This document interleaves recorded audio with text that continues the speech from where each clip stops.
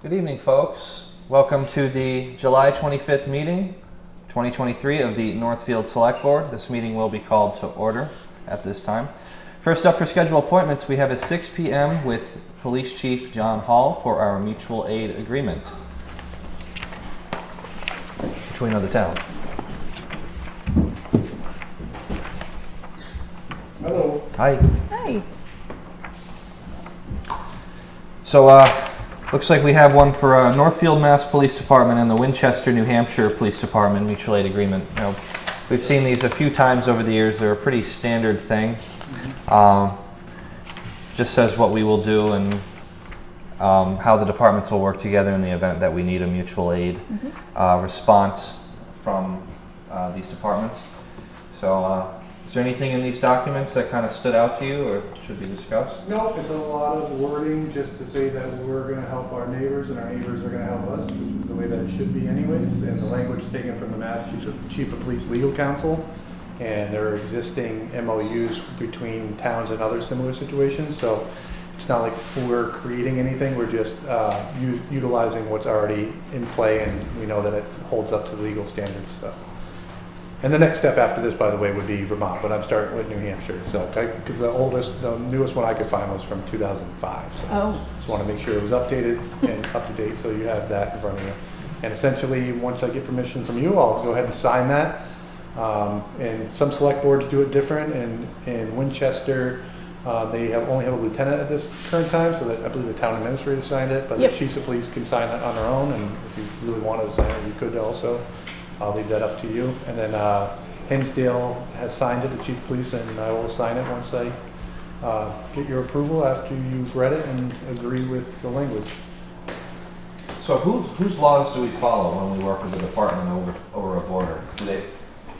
Massachusetts laws, but New Hampshire also has its own wording for their laws, and that's why there's two separate wordings. So we just wanted to abide by both state standards for the actual wording.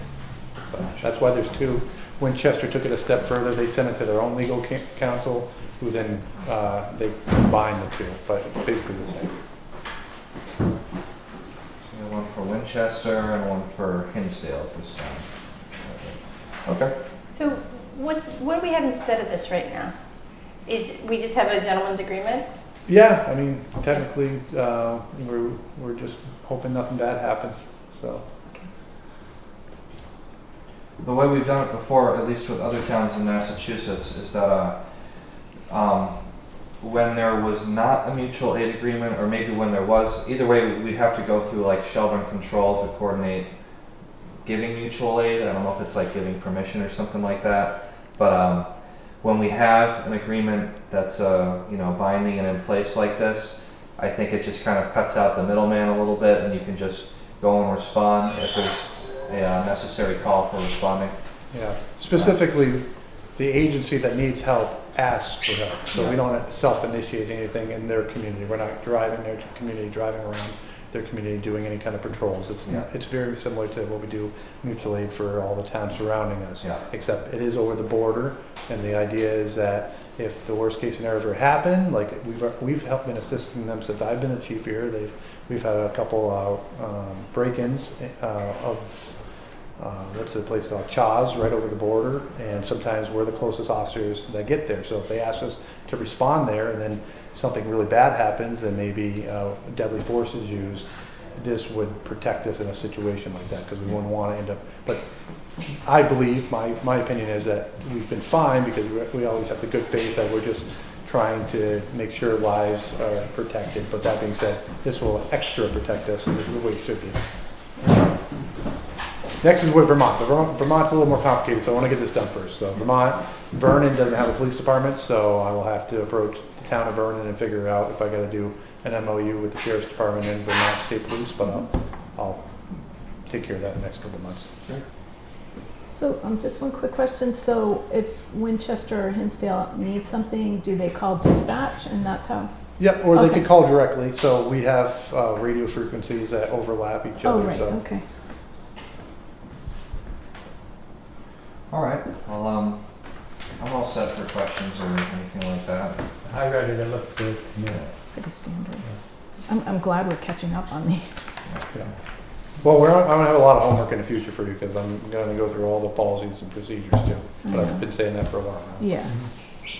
Currently on a committee where chiefs of police are working together to get everything kind of uniform throughout the county, so.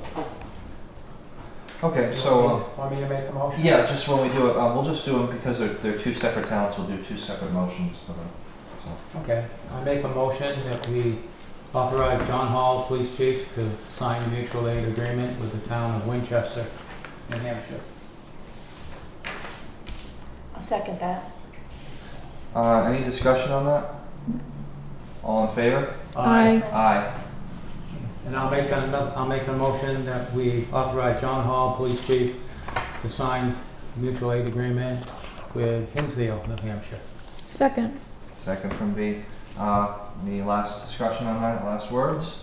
No? Mm-mm. All in favor? Aye. Aye. Mutual aid agreements have been passed, so that's good. All right.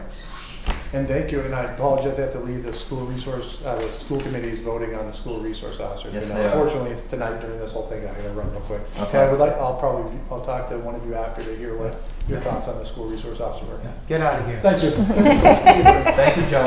Thanks, John. Big clap for me. See ya. Oh, yeah. Good luck. Do we go right to the next one, or do we just? I did email Skip that you'd probably be done a little early, and as soon as he is here, Yeah. but he isn't here yet, so. I Okay. told him Are we maybe- expecting Skip to show up? Yeah, Okay, I told him we will. by 6:15 if he wanted to move it up. We'll So. press onwards at this time. Any citizens' concerns at this time? Any concerned citizens? Comments? Concerns? Nothing. Okay. We will move on. It's the fire department. Review and approval of warrants. We have a payroll warrant. For 6:30. Just want to slam through those. Or I move that we approve the June 30th, 2023 payroll warrant of $9,457.47. I'll second that. Discussion? I have a question with the gift and donations portion, that's $1,600. It's all a fire department question. So when Skip's here, he can speak to how they use it, because that's at their discretion. Oh, okay. I think it's Right. people just contributing. Yeah. Right, but his use of it is what you're asking about? I just saw the words gifts and donations as the source of the funds, but, so you're saying that folks... Not all of it, I think. No, 1,600. Yeah. You're saying that these are funds that people have given to the firehouse and then, Yes, It's in they're their at the discretion, used at Okay. the discretion of the fire department. sounds good.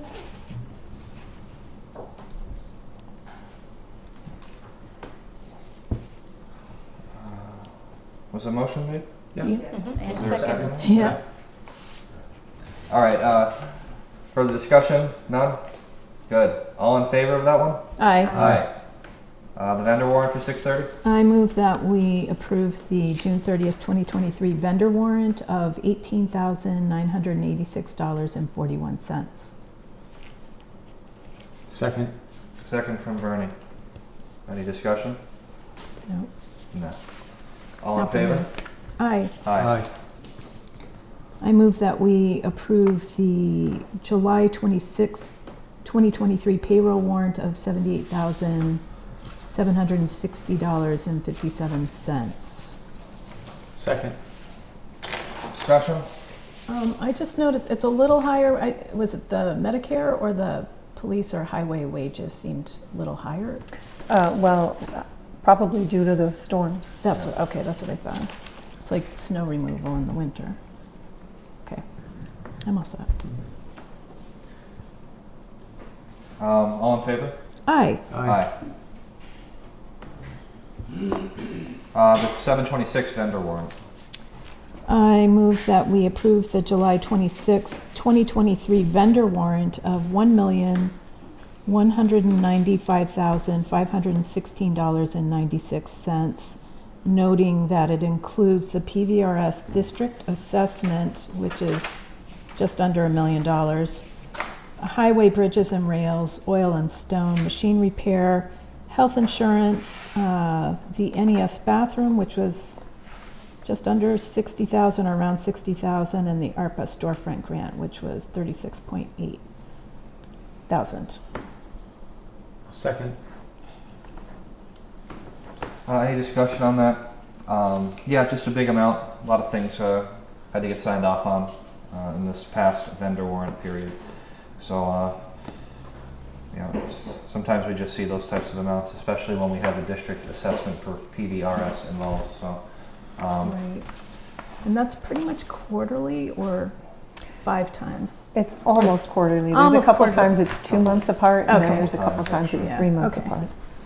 okay. All in favor? Aye. Aye. Okay. Review and approval of minutes for the July 11th, 2023 meeting. Open session meeting. I did notice Oops. when Rob, when we got Rob Hunter's resignation from the highway department, on the minutes it only said Robert. It didn't give his last name, so somebody reading it wouldn't know who it was. Ah, Oh, good catch. then, It's on announcements. yes. That's all. I just thought Oops. put the last name in. No last names, please.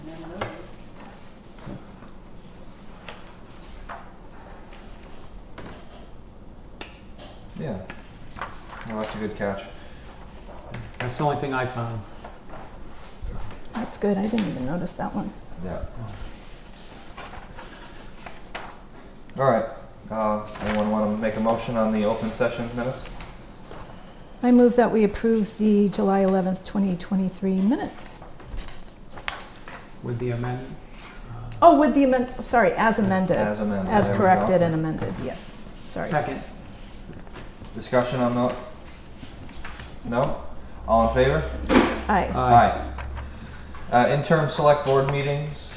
I don't think we had anything. Meetings and events attended by select board members. Who would like to start? Can you start over there? Sarah? I went to the sewer commission meeting, Oops. 2 economic development meetings because we had a skip meeting, open space committee meeting, conservation commission meeting, the Grandin Water District, that was to learn more about the upcoming expenses to the town residents. School committee to hear the SRO discussion, and I stayed for that whole thing. It was really interesting. Visited a citizen's property that had flooded with recent weather in order to evaluate it for the town and bring it back to the town. And then met with one of the sewer commissioners to learn more about the consent order and upcoming expenses to the town. Pretty busy couple weeks. Yes. Open meeting. I'm front loading and I have a lot to learn. Yeah, There we go. Open meeting. that's what I did. Open meeting law. I went to all the meetings. I didn't. I had to go to the Okay. school board meeting, and so I had to leave earlier than expected. Right? Yeah, we had that open meeting law and documentation meeting. I attended that. I didn't attend the school board meeting, but I did watch it in full afterwards because I wanted to see Mm-hmm. what everybody had to say. But I stayed for the meeting here because I thought the open meeting one was important. And that's it. Yeah, it was a good one. Let's see. I had a meeting with Andrea and Chief Fortier regarding EMS hours, patient contact hours, Emergency Services Building Committee, the FERCog Finance Committee.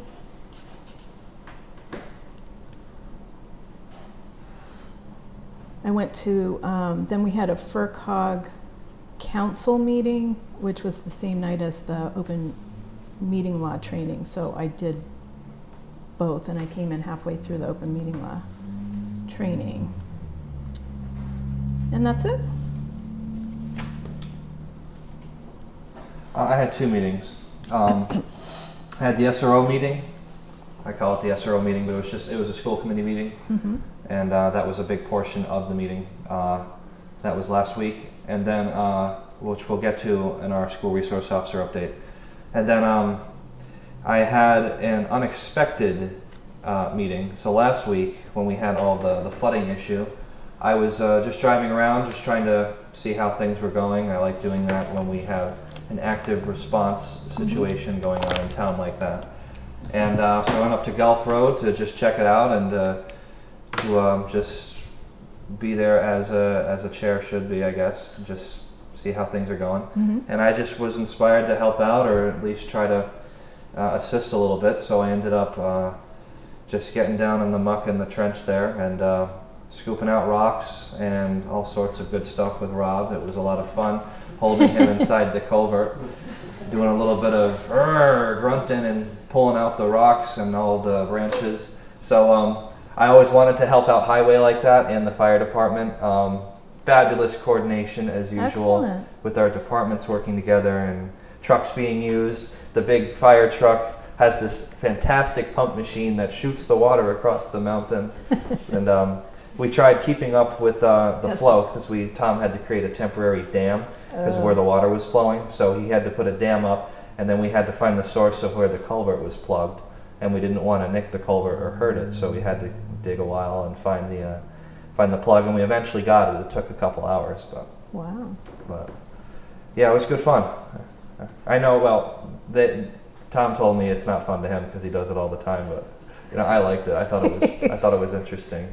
Well, it's good to see people in action. That's what I think. Absolutely. Yeah. I ran with the wolves for the afternoon, and it was quite a pleasure, and I'm glad Pretty we impressive. got it figured out. So yeah, so those were my 2 meetings. Okay, that takes care of meetings and events by select board members. Great. We got 10 minutes still. Town administrators update. Okay, received the first working draft of the EMS Regionalization Efficiency Grant Report. Waiting to meet with the consultants and Mark to discuss various comments and sections. There's a lot of comments they have, and they want to hear from Mark before they firm it up some more. We have our hands on something. ARPA, I got a handout that I gave you. That's the most recent update. Yep. With the end of the fiscal year, kind of showing what's been expended. Most projects have expended something unless they're waiting for some reason, for a part or a service. And the committee is meeting on Monday to discuss an additional storefront application and a department application for use of some of the unallocated existing funding. So ARPA's moving along as well. Received an email request from the superintendent at Pioneer Valley Regional School District. You also have a copy of that. It's regarding volunteers from various members of the board and administrations to volunteer to serve on a district planning committee, to work with a design firm to work on a facility master plan. I think she's talked about them doing this before. You have the handout. If you're interested in serving, you have to respond by Friday. But you have to keep in mind that there's 5 meetings and workshops that they're asking you to be committed to attending these. Okay. Because there's only 5 lot. and they're super important. So if you can't make them for some reason, they really are hoping that you'll consider letting someone else who can, because they will pick and choose if there's a lot of people who volunteer, but they really would like a commitment to full participation. So look at those dates carefully if you're interested. And held the open meeting law and public records law training with our town attorney, Jeff Blake. We had 22 people. The room was pretty much full. We had a very good PowerPoint with a very good handout. I see you have your copy right there. Yeah, this is an extra one, by the way. With a lot of topics discussed. It was very thorough. There was a lot of discussion, very good questions. So I got a lot of good feedback from people telling me they were really, really happy that we did it. I thinking about holding something like this annually after town elections so that you'd get new board members. Also as a refresher to people who are on boards or who haven't been able to make it in the past.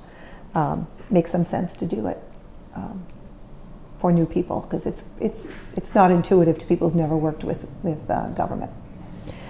Well, First- there were a couple of updates too. Yes, and the there were a laws couple do of things change in over there time. That was news to me, so Yeah, that was so good. laws do change over time. Yeah. So first round of assistant town clerk interviews is tomorrow. First 3 candidates, hopefully.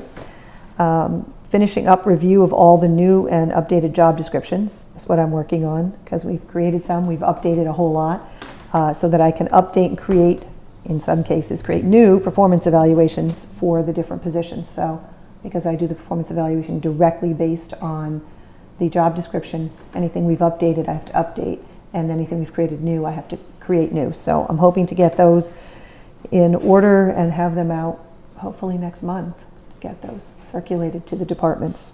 So do you use an instrument for that, or do you Yes. create it? I From have a scratch. standard instrument that I use, that we've used for a number of years now. Okay.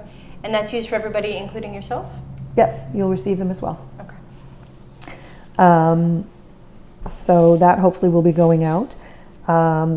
Reviewing the outline for the Citizens Academy materials. I've got a pretty extensive outline. It's kind of actually intimidating on what they would have to do, but my next step is to reach out to the departments to look at possible scheduling to do this in the fall. This would require a number of evening meetings for not every department, because they would present one night, but for anybody who wanted to participate.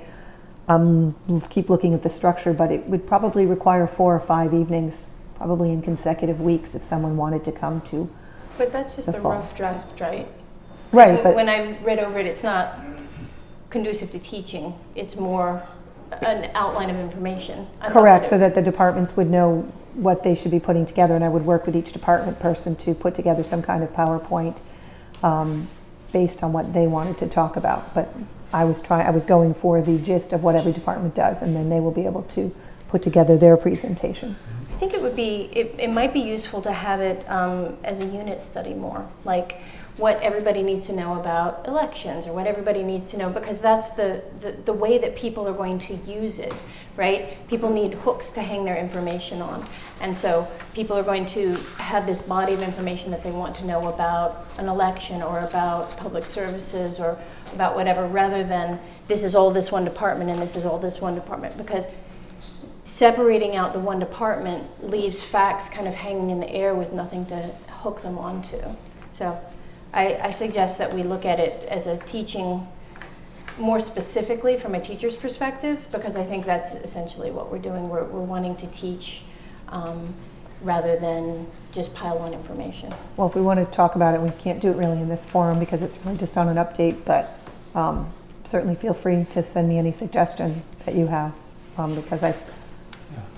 Are you going to have the individual departments, like if you're doing something with DPW, is Tommy going to? that's my hope. My hope is that it Somebody would, from each department would do it, so, correct. yeah, so what you've presented so far is just an outline for them. Right, Just a I was place to just start. starting, right, I was just Okay. putting in an outline idea of their major job responsibilities. I haven't met with them yet, that's my next step, is talking to each department head to talk about how they'd want to do it, so that I could help them structure what they might want to say, and what they might want to present on a PowerPoint if we did this, and to do several of those each night, and because people don't want to sit for more than an hour and a half or so, and break it up over time. And so just Yeah. doing an outline to structure it that way to Okay. start with. All right. Almost done, and then we can go. Received approval for our final closeout on the $2 million Mass Works grant for Warwick Road, Northfield Road, and hopefully we'll get our final reimbursement for just about under $600,000. Great. And then hopefully the project is done now, but the state has approved the reporting. Until the flood washes it away. Well, let's hope it's better than that. Don't jinx it. We have about 8 applicants for highway, so we're really looking to get a select board appointment to the screening committee, and then a second one for the hiring committee, because Tom wants to start moving on the screening of those applicants now. So I don't know who in the select board wants to be on the screening and hiring committees. Traditionally, I've always been on the hiring committee. We've done the hiring and the screening, haven't we, usually? I think we did it both We one do time. both. It's up to you. Depends, you have that many applicants, so we might have to Well, I don't know that we're not necessarily going to interview all of those. We just have that applicants. Tom is getting them now, and Okay. you know, and usually we both look through them and and we would send it to whoever's going to screen, and we'd pick the candidates. Just because you have 8 doesn't mean you interview 8. Okay. You might find that there's a couple of them that So just we'll literally. meet sometime and go over the information. So usually send out the information. Alex for and this. I have been doing that with Tommy, if you, Okay. Sign us up. Send me an email. So we'll send you the information, and then Yeah. usually you send back your top candidates, and then we make sure that everybody's on agreement on how many to interview. That works Okay. fine. Go forward from there. Great. Thanks for doing that. We're hoping to wrap up the police officer application period very soon as well. So we'll be starting those. I'll bring that back to you as soon as we're ready to put that group together. I received, just so you know, and I was going to give it to you. I can certainly give it to you before the end of the meeting. I received finally the guidelines from the best practices for Maya for the code of conduct, because we were kind of waiting to delve into that, to look at their best practices after the change in the law. And really just sort of have 2 questions: whether you want to do this as a separate thing in like August, or whether you want to put this as part of your select board priority meeting, which would be set up separately, scheduled separately. So I don't know whether you want to do this at a regular meeting or add it to your. I can Is there pass enough those copies? around. Yeah, I made copies. Everybody take one. Oh, okay, good. You can take them home, read them. They're not really to and discuss we'll let you, tonight. I'll let you know after I read it. Yeah, me what I too. got. Yeah, so just think about whether you want to put it on a meeting by itself. It is, Okay. you know, or whether you want to include it in your priority meeting, which has its own agenda to some extent. So, Okay. and then the last thing is to think about scheduling the select board goal setting workshop retreat. And if you wanted to do that in September, your regular meetings, you decided you did not want to do it on a regular meeting. No. So your regular meetings are 9/5 and 9/19. So the next thing to do is for you guys to pick an evening when you would like to do that. This is the summertime, and there are individuals that like to go on vacation in the summer. I'm one of them. It's the only time of the year I can do it, and I know that goes the same for Heath. Well, So- we're looking to do it in September, Yeah, when you're all back. so that's good. I think it's appropriate to have it moved off to that part of the year. So, do you need an answer? Well, or I not? just, what, do you guys want to do it on a Tuesday? Do people open up Tuesdays, or should we send out something for any particular night? I mean, I can send out and request for a meeting, but I didn't know whether you wanted to stick to a Tuesday, or whether you want me to open it up and just pick a bunch of options and send it out like a poll. What 2 days? in September? Well, you meet already the 5th and the 19th. Those are your regular meeting nights.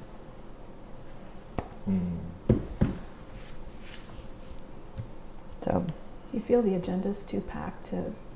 yeah, you weren't going to do it on one of those. I So we're trying really to. don't want to do that. Okay. One meeting. So you guys wanted to pick another night potentially. I just don't know whether you want to do it on another Tuesday, or are we looking at, We could either, it would give us having meetings every week, but we could do it on either September 12th, or we could pick another day. The 12th is not good for me. Okay. What about the 14th on another night? I'm just looking at that week, so we don't have 2 select board meetings in a row. Yeah, that'd be good. That works. 14th? And the 26th works. Yeah, I have the 14th off, I believe.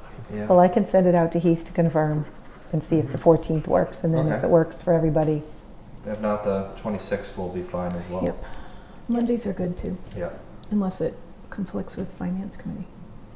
I'm not sure yet. I haven't Yeah. done that calendar yet. I know. Next few weeks, I'll start the Okay. budget calendar. So I'll Okay. check on the 14th to see if everybody can make that. Heath can make it because he's not here. Outstanding. Okay. And that's me, so that you can. Well, we also, the announcement about, this was also delivered since the last meeting. Oh, yeah. Yes, Yeah, we'll just clearly, yeah. yeah. This is the the ARPA desk, the American-made ARPA desk that cost nothing to the town of Northfield to purchase. Came out of the infrastructure funds. Out of ARPA $9,000, funds. right around there. It's on your sheet, yes. Yeah. So right around there, yeah. And it was assembled. They were here a good portion of the day. putting it all together as well. They brought it in, brought it up, assembled the whole thing. Nice space. We're not doing our meetings on picnic tables anymore. So. Well, it actually extended the room too. If you notice, the room is actually, it actually makes another row in the room if we want, which was an interesting discovery. We thought it would Wow. actually conserve room. We And it did- opens the space to the handicap door, which was something we were also aiming for, Yeah. And the microphones are Yeah. to the elevator. better. So, yeah, Everything's so cluttered. Okay, so we have a 6:30 now with Skip Donnell, Fire Chief, reviewing of the Fire Chief job description, possible vacancy and interim candidates, and the Code Red use policy. Oh, yeah. Chief Donnell, please come forward. you do have a copy here of the what he sent me today with notes, with Okay. his in color with his comments and suggestions and edits. Good evening. Good evening. If you'd like, I can jump right in. Or if you have any questions to start with. Let me just, We're just looking. yeah, It's so a at our last meeting, just in referring to the notes of our last meeting, creation of the committee and the timeline, the extension bill was referred to the House Committee on Public Service on June 23rd. The Senate concurred. Hearing on the extension bill was held on July 11th. Comment period for written testimony was open from 9 to 5 today, well, that day. Chief Donnell was informed. And then we also just discussed things regarding the level of education experience, what it should be required for a fire chief for our municipality. Job description, which was forwarded to you, my understanding, requesting input on assigning an interim if needed, and perhaps having a public forum at a later date, similar to how we did with the police chief search, where we had a community night at the gymnasium that you moderated that time. And then getting an approved job description once we're all on the same page and having it added to the town website. So that's just what we had deliberated on last meeting, which leads us here tonight with you. Okay. What I did is Andrea had forwarded me, I'm not sure where it originated, the job description. It existed when I started. The date on it's back from 2014, so it predates me. So All right. Anyway, I did do some edits. There weren't basically a lot of edits. The only probably the biggest one, and if you have a copy of mine, red is what I added. Blue is what I omitted as far as the job description for the fire chief. The other thing that does come into play is, and it kind of dovetails into our other discussion tonight, is the responsibilities and how the department functions. The job description obviously requires the chief to do a considerable amount of it. There is no, to my knowledge, there is no state statute saying what the requirements are for a fire chief in a municipality. It's pretty much up to each individual community as to how they want basically their fire department, their fire chief to function and to operate.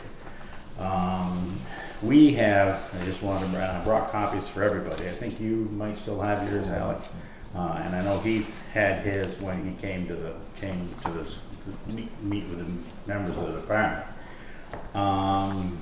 We have operated as far as how the department is formed, how it functions, how members are added, how discipline is done, how officers are elected and whatnot.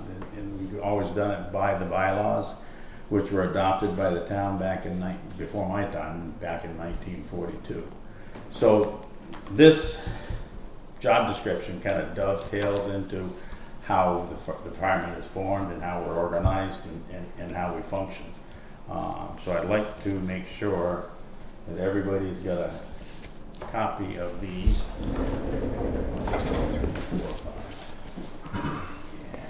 I gave you another one, brought another one for you. Okay. The unique thing about the fire department is the fire departments in the Commonwealth can be formed in two ways. You either have what they call a strong chief, where the chief is appointed for a specific period of time, and he has total control over everything in regards to his officers. He selects his officers. He determines who is on the department, who is not on the department. Has total control over the budgets, operations, administration, and whatnot. Then there's a second form, which I believe Northfield is under, and is nicknamed the weak chief, but it's basically where the chief is appointed by the select board. And then the whole department operates more in a democratic manner. And you'll see with the bylaws that we've operated under for years, where that democratic process takes place.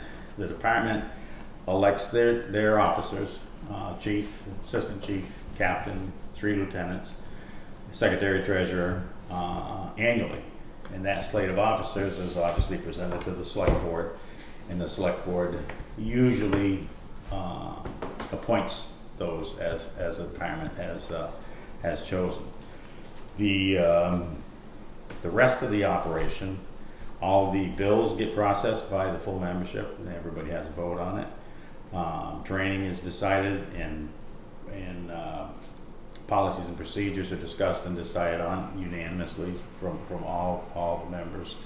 All the members have a say in who is voted on the department, what the requirements is, and that's covered in here. Residency requirements for a member, age, education, etc. is all again covered underneath these bylaws.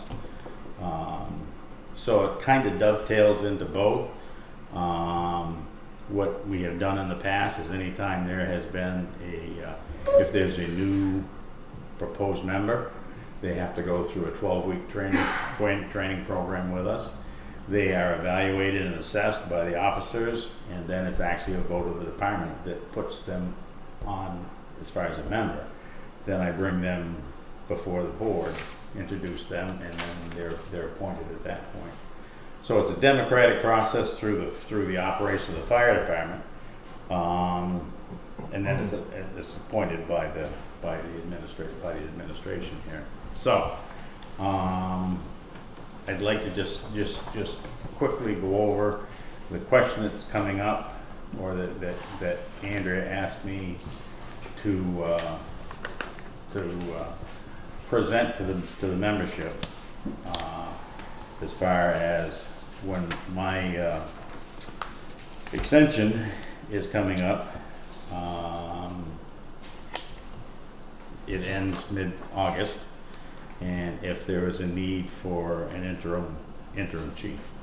And she asked me, I believe, directed by the board, that they wanted the input of the members. So we had a meeting last Thursday night, and we basically discussed it in the same forum we do with a lot of our other business. And if you just run down on page 4, officers in the duties, basically, the department shall consist of a chief, assistant chief, captain, 3 lieutenants, secretary, treasurer, and standing committee. And if you continue down, duties, be the duty officer in charge to schedule at least 1 training on their monthly cleanup. That's usually on the 2nd Thursday of the month. Additional trainings can be scheduled. And duties of the chief shall be the duty of the chief to preside at all meetings, call special meetings, preserve order, to decide all points of order, and then the members can appeal his decision, but such appeal has to be done by a majority of the members present. Chief has to sign all orders drawn on the treasurer, and he has to see that each subordinate officer does his duty. When there's a tie, the chief can send that vote back to a revote, or if there's a second tie, he can cast the deciding ballot. The chief it's his duty to be present at all incidents if possible, plan the attack and direct the action of all members. He shall make a report at the next regular meeting of the incidents. The chief can call special meetings of the department at any time by either his request or by 5 members in writing. Importance of maintaining the apparatus in clean and efficient condition. The chief needs to call at least one meeting of the officers each month. It should do with the chief to form a nominating committee in November. That's when all the officers are elected. We have a nominating committee. Then they discuss with the existing officers and anybody else that might want to be an officer, what their qualifications are and what their interest is. In the absence of the captain and lieutenants, the chief can appoint a department member to be in charge, and he should be recognized as the captain. Then it goes over the duties of assistant chief, duties of the captains, lieutenants. Basically, they have to obey all orders of the chief. And in the absence of the chief or assistant chief, the highest ranking officer assumes the chief's duties. Then it goes on to secretary and treasurer. So these bylaws that were adopted by the town back in 1942 have been revised. And you'll look at the first page. They've been revised a few times. The most recent revision we put in there was we put in stipulations as far as social media, posting of pictures, that type of thing by responders. That is not allowed. Any public release of information is done by the officer in charge or the chief. That's another thing that was added to it. And then we Just a second, Skip. Yeah. What's going on? I'm just curious, Yeah. so we're reviewing the job description, right? Yeah. I'm just looking at the agenda, Mm-hmm.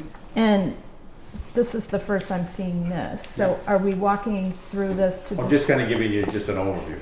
Okay. An overview of how the department operates. Right. That's all. And that's how your,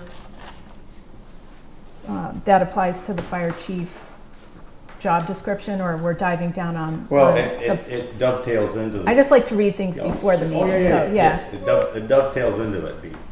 Okay, So if where I'm getting is if the board feels as though in the time frame where my appointment as chief expires in mid-August, if the need, as Andrea wanted me to talk to the crew and bring back my thoughts, is if an interim chief needed to be appointed in the 2 hours, 2 weeks, 2 months, however long it takes for the legislature to authorize and okay the extension. So I'm just kind of going over how I became chief and how all my officers have become officers, and and I just wanted, it's not by appointment by me, it's not just by appointment by the board, it's from a consensus of the membership, and that's how the department operates. So it sounds like our question is already answered in the bylaws, right? It does cover it, yeah. I mean, in all honesty, and whether there needs to be an interim chief. When I'm away on vacation, obviously the fire department doesn't fall apart. It continues to operate perfectly fine. My deputy has the ability. He steps in and takes over on the scene of a fire the chief or the assistant chief or even the captain, if he's not there, the next officer in charge assumes command, makes sure the decisions are made, makes sure that the situation is taken care of. So As written in the bylaws. Yeah, yes, So- yeah. So the bottom line is there is a tier of leadership within the organization as it is now. So when I presented the question to the membership last Thursday night, basically the feeling of the majority of them was that do we really need an interim chief? We already have this list, this rank of officers who are responsible, who take over in the absence of anybody.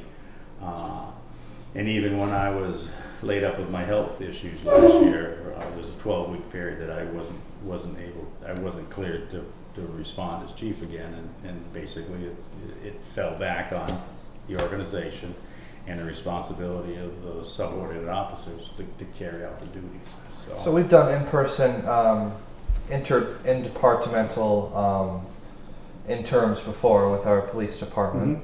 We keep it in the house. We don't put out for something like that. Mhm. I don't really think anyone does. So yeah, just as long as we have an updated job description that's reflective of our times and of Yeah. our laws and Yeah, stuff, yeah. and it seems like, and I actually had a question regarding this keep being updated, and it looks like Mhm. we have a history, a timeline of all the updates that have happened over the years. Mhm. So Yes. Just a question, Yeah. do they go before town meeting? The bylaws, do they go before town meeting? They haven't in the past. I believe in 1942. I think when they were adopted. From what I understand, I wasn't. Are they around. I'm just, That was. They were adopted by the town. Yeah. I'm assuming in the town meeting. so I'm not disagreeing with the bylaws, and I look Yeah. forward to diving in. Mm-hmm. I'm just curious how they line up with mass law and with town law, in the sense that we have bylaws for everything. Mm-hmm. So if these have been updated, like 2021, for example, that wasn't on the town meeting. No, it was not warrant. a town meeting, but it was brought before, because Andrew was involved with that, when the auxiliary firefighter determination was made. Right, Yeah. we worked on the language. I didn't know that then they must have adopted I it. don't know if it came before the board or not, Not in my, but, okay. Well, it did, the this select is board. all new to me, let's The just put it select that board way. knew We about haven't it, really but- talked about anything. No, on no, the this. select board knew about it at the time, but it was, like you're saying, the amendment was because you guys adopted it at the fire department. Yeah, we made it an official part of the bylaw, yes, yeah. And So, I guess my other question, yeah, Alex, is, or to Yeah. the whole board is, we're in effect, it goes through, it's a department and it goes through the town, so they're town employees. Mhm. So there's, in any employee situation, we're covered by mass law as well Right. as whatever our policies and practices and procedures are for the town. Right. So have we done a review? Not we, because we haven't done it. Are we planning, or should we be planning a review of the bylaws and how they line up with, I understand how you do things and I appreciate that. mhm. I'm just curious how it lines up with, you are all town employees, Mhm. and town employees are screened and hired and appointed by the select board. So up until now, you've brought the candidates forward and we've reviewed them for appointment, Right. but we've never looked beyond that into the process. So now it seems like a really good opportunity to delve into it. Well, how new employees are brought forward, obviously it has to conform with the town's personnel Right. policy. Right. I I mean, the bylaws have to conform with it, yeah. Yeah, and they Okay. go through a training process. That training process evaluates them, it gets them the chance to work as a work with the fire department. We have people that have come forward and have have found out it's not all red lights and sirens. There's a lot of hard, dirty work with it. You have to get in a culvert and do stuff yeah. like that.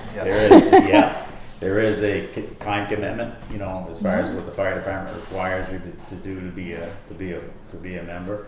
And we've had people that have not made it. We've also had people that have not gotten the vote of the department because they either didn't perform as they should have. The fire service is a team effort, and you have to rely on each other at the worst times. And you got to make sure that your individual that is on it is capable, number one, and will do just as far as the department is concerned. So when that process is completed, and the membership says, yes, Joe Smith is a valuable member of the department, at that point, at that point, when the vote is taken, then after that, I'd bring the prospective employee in for appointment. But there's a substantial training and screening process. And we've had people that have not made it the first round, and with an added, with a change, and if somebody is faltering or not pulling their weight, or is not going to be an asset to the department, then I on more than one occasion will pull them to one side and say, look, you need to step up your game. You need to stop talking and start listening and absorbing what we're trying to do here. And there's been a few individuals that have not made it the first year, the first round. They have come back and they have put more effort into it, and they have actually succeeded and become a full member of the department and have worked out very, very well. So it's a pretty intensive screening process. We are exceptional when we do that. Most departments don't do it. A lot of departments just hand them, oh, you want to be on the fire department? Here's a hat, here's a pair of turnout gears, here's a pair of boots. We'll teach you along the way. We don't. We go through a training, we go through a screening, and then once they have successfully passed that, that's when we bring them before the board.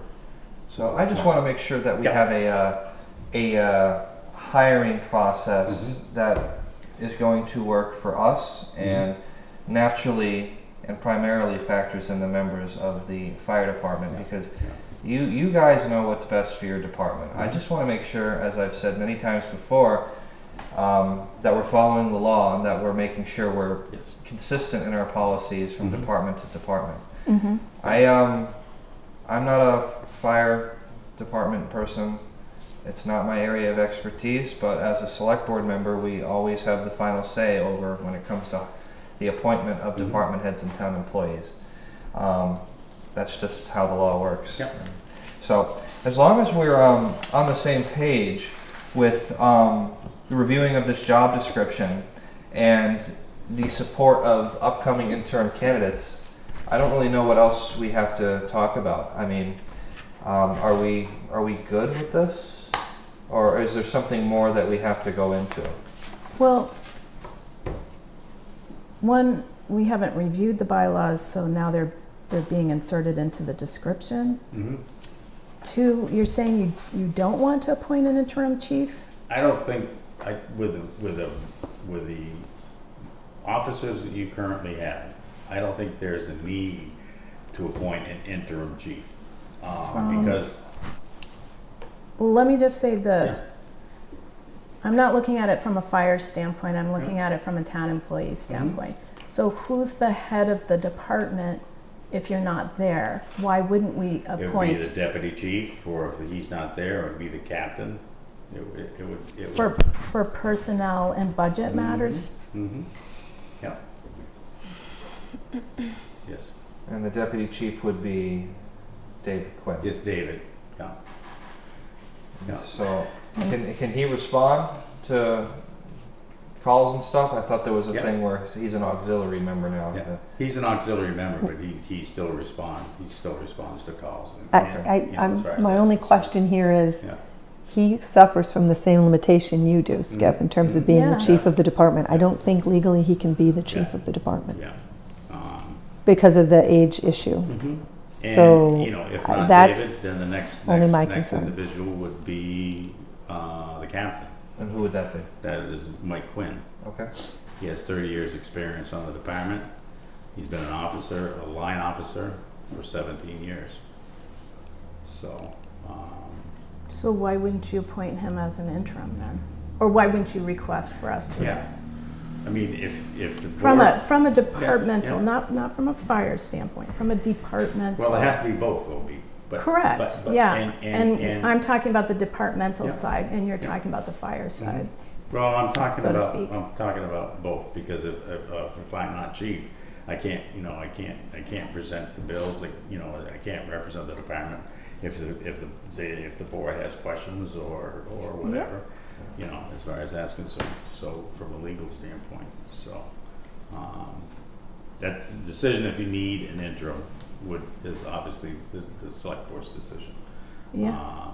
So, but all I'm saying is that in my absence, everything continues to flow as it always has, and we have we're how do I want to put it without being bold? We have a phenomenal fire department, and it's not because of me. Okay, it's because of the organization, and it's because of the commitment we have from the individuals, and it's from our corps of officers who make sure everything works the way it needs to work. So we're the envy of a lot of towns around us.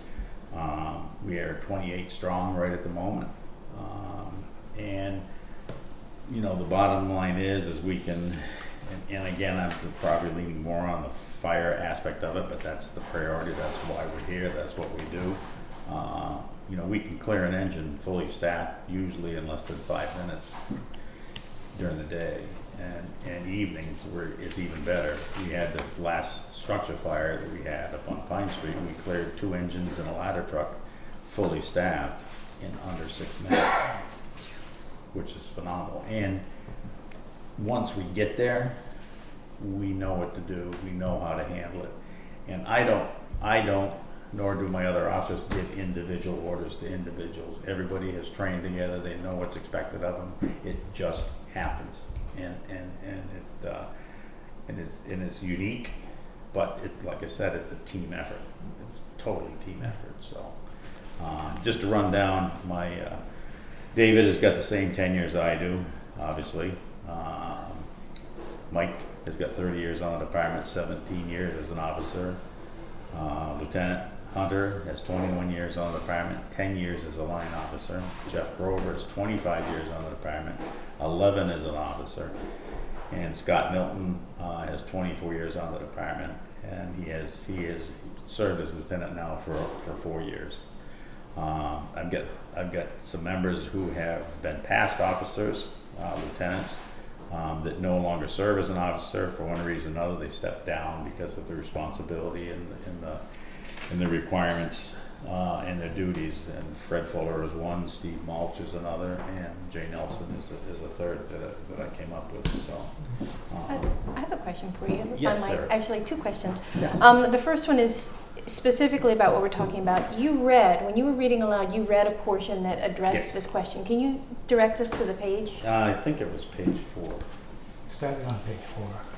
No, but The duties and responsibilities and duties. But I was I heard specifically about the follow-up. And because I was looking and listening to you, I wasn't looking at the page. But I think that that's something to consider. If we were to word, perhaps we could word the interim to say if and when, something like that, and that'll cover. They've done the work preparing the person who can take that space, and I hear Skip's concern about, you know, there could be some transition with the legal about now we're appointing and now we're doing this and now we're doing that. What if we if we word our appointment that says if and when, so that it stays the way it is now, and then it follows the bylaw. I mean, I personally think, I understand what B is talking about the legal ramifications, and I think that might be a way to cover both of them. So that's number 1. Number 2, I think you're underselling. I think that the reason that you have the really wide bench that you have is because of the hard work that you do vetting and the work that you described in choosing the people that come onto the bench. So don't undersell. That's that's amazing. Yeah. And then thirdly, I actually wanted to ask a wider question, because when you mentioned the strong and the weak chief, and I'd not ever heard that term before. Yeah. And you're talking about, I mean, I don't know about weak chief, that's strong department, right? That's everybody working together. But my question is, you had the job for a really long time. Are there things that you would like to change? Are there problems with the structure that's now that need to be addressed? Now that we've got this description in front of us, is there anything that needs to be adjusted? As I went through the job description, I looked at it from the responsibilities of the head of the, fire chief, position. So, I took the rough draft, or the draft that Andrea had sent me, and I basically went through it, page by page, and made sure that it conformed with our bylaws. But I don't know as though there's anything that I would change in here. Because now we're doing it, right? Now we're Yeah. looking at it. So Yeah. if we, Yeah. I understand, because I do a lot of editing, and I understand Yeah. looking at something for a specific purpose. And that's why I'm asking you to pull back and look at it Okay. in a, if now's the time we're changing it. Mhm. Does something larger need to be changed? Are there any adjustments that need to be Okay. made? I can take another look at the, And the answer may be no. I'm not, I'm just. yeah, no, I think basically with what I have done for just a few edits here, there were some changes in some of the duties in regards to permits that are issued, requirements, added in the NIMS, National Incident Management System,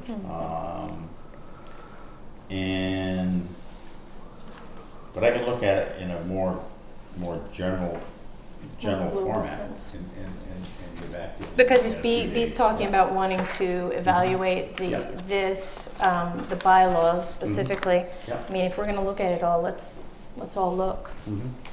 So should we consider revisiting this subject at a future meeting so that we can spend time studying the bylaws, and then if any suggestions arise, to incorporate them Yeah. into the job description Mhm. as appropriate?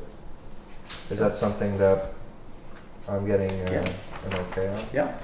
Yeah, I just want to mention too, I mean, we have a pretty damn good fire department, and if their structure works, I don't want to throw a wrench in it. Mhm. You guys seem to get along really great. Most of You the do time. it most well, No, you- no, just- but yes. you can. I'm sure if you disagree, you get over it. Yes. So Yes, we do. you come to an agreement and Skip wins. They got the boxing but, gloves. No, but yeah, we should just review the things Mhm. and that, but, I see where, like you said, just, if you're sick, somebody just steps up.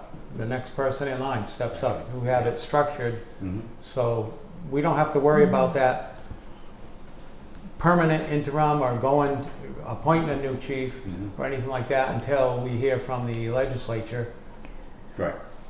possibly, or just naming someone an interim if Mhm. it comes to the point where yours expires until they decide. Mhm. I mean, you go down the line Yeah. of your officers and who can do it. Mhm. You said Dave, Dave is really not interested in yeah. becoming. But Mike would be the appointed next chief. in line, and if he Mike- wanted to, Mike and would be- yeah. your crew, and we Yeah. agreed, Yeah. That seems fine to me, yeah. Yeah. In No, all I mean, honesty- you have a really good structure here, Yeah. and I just come from the school of, if it's not broke, don't fix it. Mhm. The So- department did say, and I'm surprised there's so many here, but anyway, thank you guys and girls. They'd like the opportunity, as they do normally in November, to select who that interim would be, and it would be by vote of the department. And we have discussed it. This is not new, and obviously it's going to be more permanent in 2.5 years because I am retiring. So as far as that's concerned, but. Isn't November too late though for this? No. So What? what I'm saying is if Oh, I the think if future. the board wants the interim, Mhm. then the department Thursday night said, would we just do the nomination, nominations like we do, and just put in an interim, vote in an interim chief, which would be a selection of the members. So it'd be an individual, it'd be an officer who was already part of the staff, and they would have basically the go to the department as far as acting as an interim Is chief. that kind of like having a screening committee? Well, yeah, I mean, I Yeah. think that's Yeah. fine, but then you Yeah. do what you do with the, Right. every year, and you make an It's appointment, is still- that presented yeah. to the board Right, for? It still has to go through the hiring and the screening. Mhm. I think you guys do a great Yeah. job. That's Thank you. not the question. Yeah.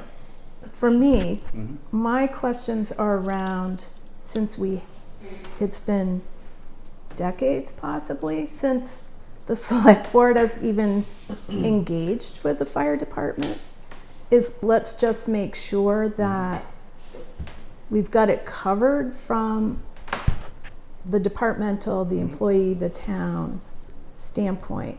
So what I would say is, one, we need to get up to speed on what your bylaws are. Two, I would want to know from town council, have these supposed to be continually going in front of the town meeting like all the other bylaws? And then, is there anything where these need to line up with either mass personnel employee law? I think you'll find that they do. I think you'll find Well, that that's they do. that's what I want to make sure, right. right? So I'm not saying you guys Mhm. Mhm. hear what I'm saying. Yep. This is a good time to double check, Sure. because this is the first time the select board is actively, truly engaged in depth Mhm. with fire, just the same way we did with police a Mhm. couple of years ago. We had to get up to speed on a lot of things with respect to state law, with respect to police and all of that. And I just want to make sure that we're doing our due diligence as well, and we're up to speed, and you feel like we know how fire departments are supposed to work, Mhm. right? I want to make sure we're up to speed on it. It's not a question of trust or Right. people aren't doing a good job. Obviously, you're doing a good job, Mhm. great job. But we're at a key point because of the Massachusetts law with respect to people in public safety. I don't think it's just fire. I think it's anyone over 65 cannot be in an active role. So we're at that point because we knew 5 years ago you were going to be leaving, and now we're just addressing it. Yeah. So we could have done it at any point in the last 5 years. We're doing it now under the pressure of the final exam, so to speak. So it still needs to be done, in my estimation. So I would like to have the town council just make sure that, one, do we need an interim chief solely from a town employee budget standpoint, right? The connection, just like we do with all the other departments. Two, on the auxiliary thing, I just want to make sure that we're all clear that that law applies, right? And there might be things in the bylaws that are not consistent with the 65. So before I sign up for Yeah. saying, yeah, follow all the bylaws, I want to make sure the bylaws are actually in concert with all the other ordinances, laws and regulations, et cetera, that we have to deal with. And if we aren't, then we make a conscious decision that, okay, we're gonna do this anyway, right? So I don't want to be caught at a Yeah. later point going, oh, we didn't know that.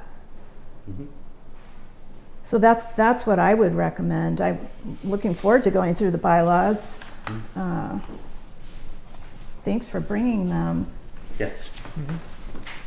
So section 5B of the bylaw says, in the absence of the chief and assistant chief, the highest ranking officer will assume the duties of the chief. So it's already covered in the bylaw. What do we need to do then to instantiate that when Skip is temporarily, or, well, we're assuming temporarily because of your birthday. Yeah. Is there something we need to do? Because these are already our bylaws. We haven't looked at the bylaws, and the bylaws, I just want to make sure are consistent with what we're supposed to do from an employee standpoint, not from a hierarchy standpoint in fire, but making sure if we need an interim from a town perspective, as we do with all departments.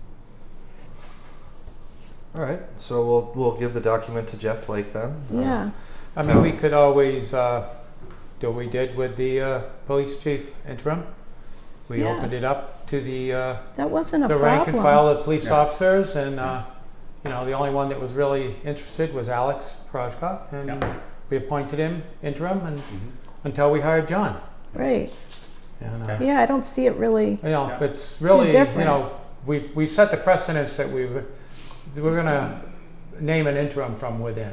We've kind of set that precedence, as long as there's somebody who, which we obviously have. Yeah. As long as we have somebody qualified, I don't see a problem with that, but maybe technically where we did it with the police chief, if it comes to the point where, you know, we're not just automatically filling in because it's a lapse, and if the legislature says no skip, Mhm. says you're gonna retire whether you like it or not, Mhm. Yeah. then we have to appoint one until a permanent chief is named. Right.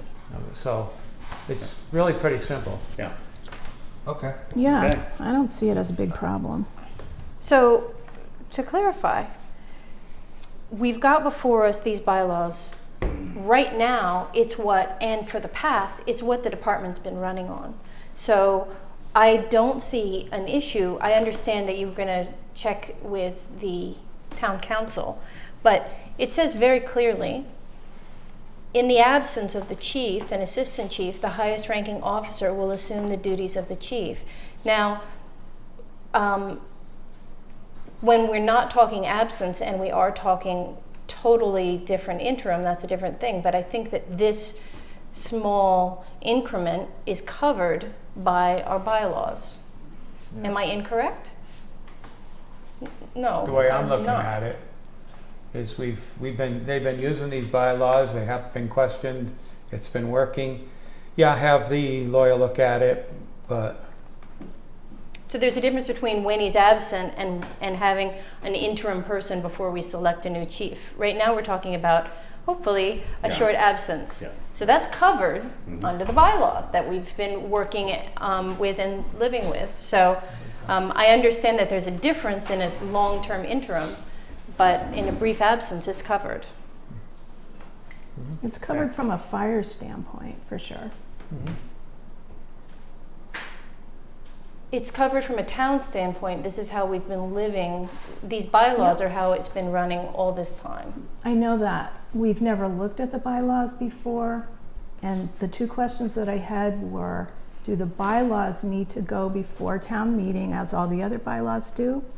And from an employee standpoint,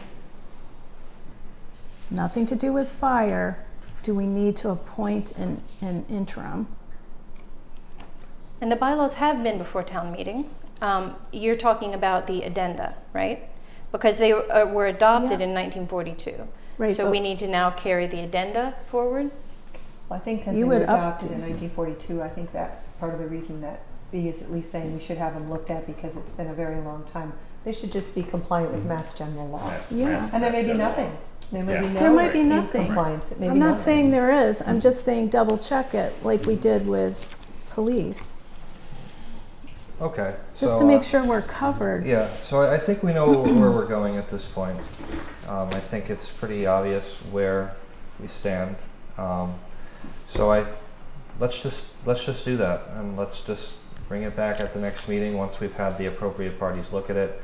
And I don't really disagree with anything that has been put forward in terms of how it's been done. I mean, I've never been one to believe in saying, like, I mean, supporting that's the way we've always done it. I've always believed in that we should progressively look to update our methods so that we are in compliance.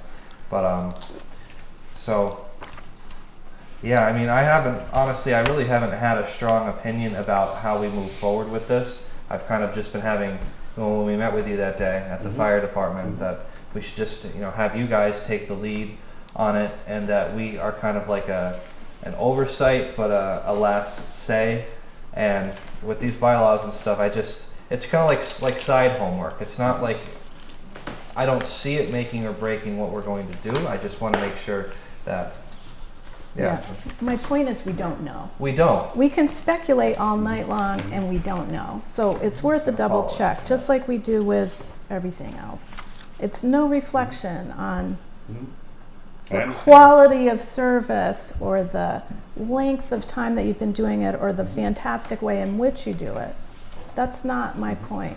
My point is, this is the first time since 1942, apparently, that we've really looked at it. And if they're bylaws and they need to be updated as other bylaws do in front of the town, okay, then we're not doing that.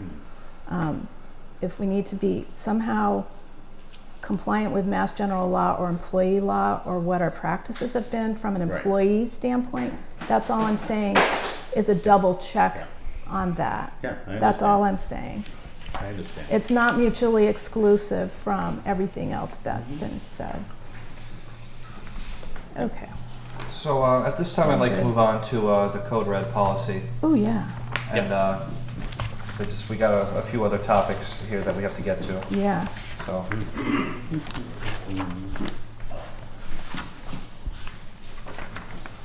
Now, it was our understanding that we wanted to use this Code Red policy as a format of being able to alert town residents, not just for emergencies, but also for potentially a use for like town meetings or something like that. And as it says, a non-emergency use. Well, really, I think mostly I brought it to you because you don't have a policy. Okay. So really, this is just. This is new. You don't have a use for Code Red at all, so it just No, behooves you it's to. been utilized, Right. up until this point, it's been utilized for emergency notification of the townspeople, Right. of the public. So then there's been some discussion about reaching out to people for various other things. So Yeah. you can choose not to do that, but probably putting it in policy would help. Well, I with that. think it would help with the transparency of the town, because if we start using this for non-emergency purposes for very hot agenda topics and issues that are going on in town, I think we're setting another precedent of how we get information out to the public. And if we do use it, we just need to be consistent in when we use it. Yeah. Because if there's one town meeting where we don't use it, God forbid, there'll be some residents, oh, I didn't get it, or oh, it wasn't done, and then we have an inconsistency in how we're enforcing this Code Red procedure. So let's just, if we're going to use it, we need to be using it pretty much every single time that we have a hot topic. And I don't know if we should have that listed in here, but I'm just trying to play devil's advocate with how this is going to be used against us, because anytime we have something before the board, there's always a way for it to be used against you. That's how policy works. We find the good and the bad in a policy, and then we improve it. So that's my first method of how I can see it improved, is just making sure that we're consistent in our usage of it. Okay, can I, seeing as though this is televised, can I put a plug into what the Code Red is? Yeah. Oh, yeah. Okay. Sign up We all now. know what it is, okay? It's a telephone and or electronic notification that's been used up until this point for any emergencies. They primarily have been weather-related emergencies, ice storm, snowstorm, severe snowstorm, high wind, heavy rain, that type of thing, flooding is when we've used it. Now, when people opt into the Code Red system, they can opt for emergency notifications, and they can also opt for messaging. But not everybody that's on Code Red, and the majority of people have opted not messaging. They don't only want the emergency notifications, is what the majority of the folks that have signed up for Code Red. So if you utilize messaging, then it may not go to as many people as you think it's going to, because it's not going to go to every Code Red subscriber.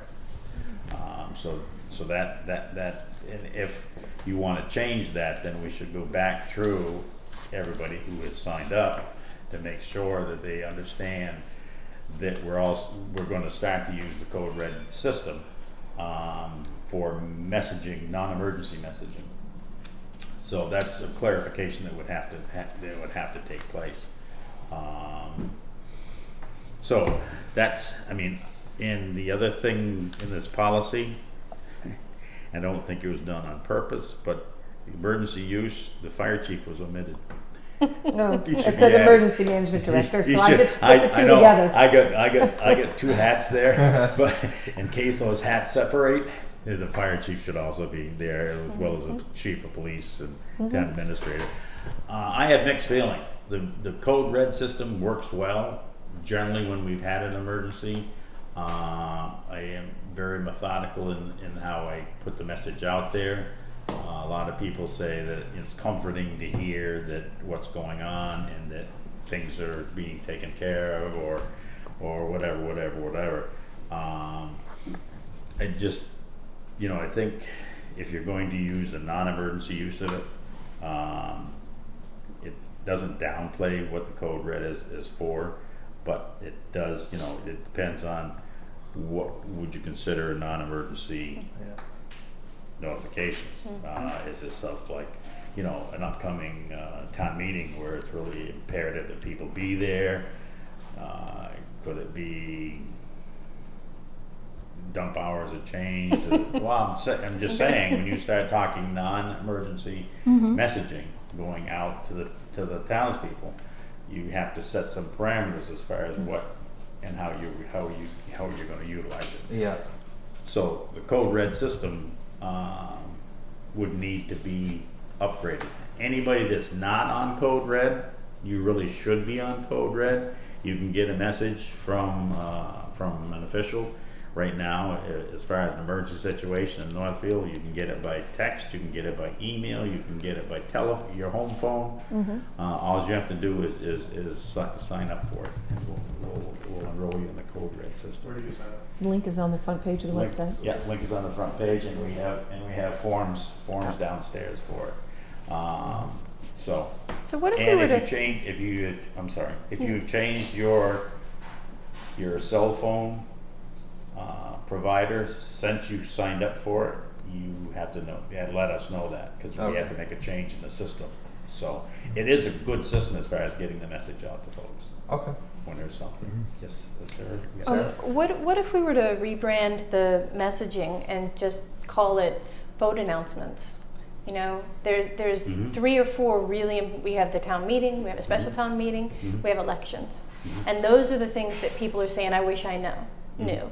And those are the things that are really critical. Like, people can come and speak their piece in various ways, but they can only vote when they go to vote.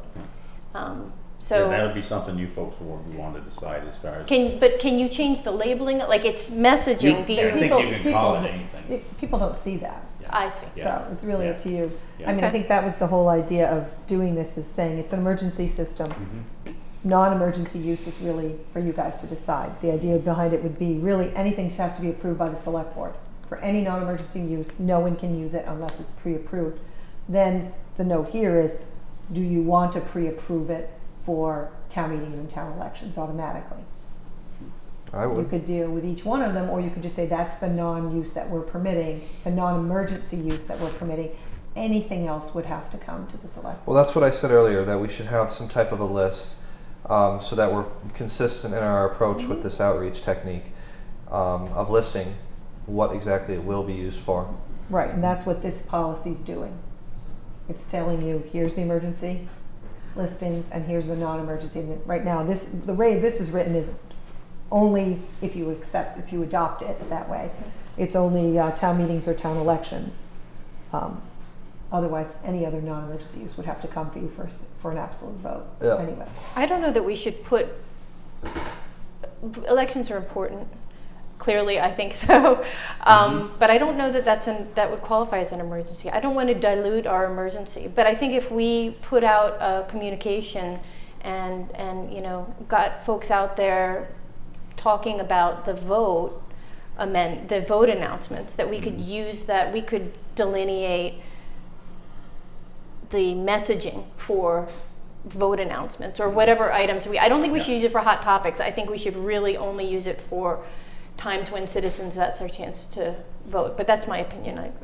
We had a pretty strong advocate group that wanted big signs posted to remind people to vote. And if you have a special election, and if you have a special election, you'd want that. So that's why I think elections were also considered as part of this with town meetings. Yeah, I mean, you vote at the election. That's what I meant. Yeah. Yeah. I'm all about the signs also, but this is yet another way. Yeah. So it's the same delivery system.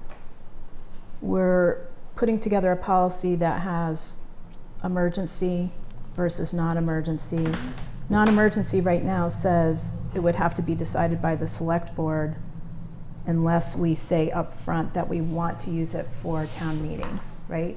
And elections, yeah? Right. Yeah, so, And the people would still have to sign up for the, They get the do. correct, messages. yeah. They Or do. they wouldn't get it, because like I said, right now, we're Correct. not getting that Yeah. many people. So we We'd can have put the to- word out about that. We'd have to do some outreach Right, right. on how You'd get it to, out. how to update Code Red.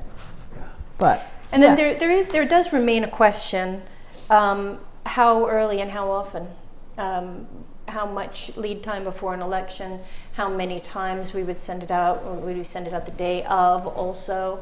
And I think probably the answer to that should be yes, right? The day of, you should definitely send it out, but then have some increment before then that you send it out. Those are the kind of things that we probably want to decide as well. I think this says procedure. I think this is what we're really voting on as a policy, and then we can get into the specifics of the procedures Yeah. around it. Because we don't have, right? We do not even have a policy on using Code Red. Right No, you now. don't. No, So first things first, I think we just need to get the policy in place, and then we can kind of dive into the non-emergency use maybe at a future meeting and go through all the details and maybe expand it and put some procedures around non-emergency use. One of the primary functions of the select board is to dictate Right. and to craft policies. Right, which it says, yeah. So, I'd rather not kick it down the road. We can always come and edit it, but I Sure. mean, Sure. we know Yeah. right now that we want town meetings, special town meeting, and elections. Why don't, I would really like to go ahead and do that now, and then we can always edit it, right? We can always change it. Get a policy. yep, Yeah, and I would, that's fine. and I would like to edit it to say that the that the announcement would go out the day of, and that the announcement would also go out, 2 weeks before. And then we can always change these things. But I'd like to,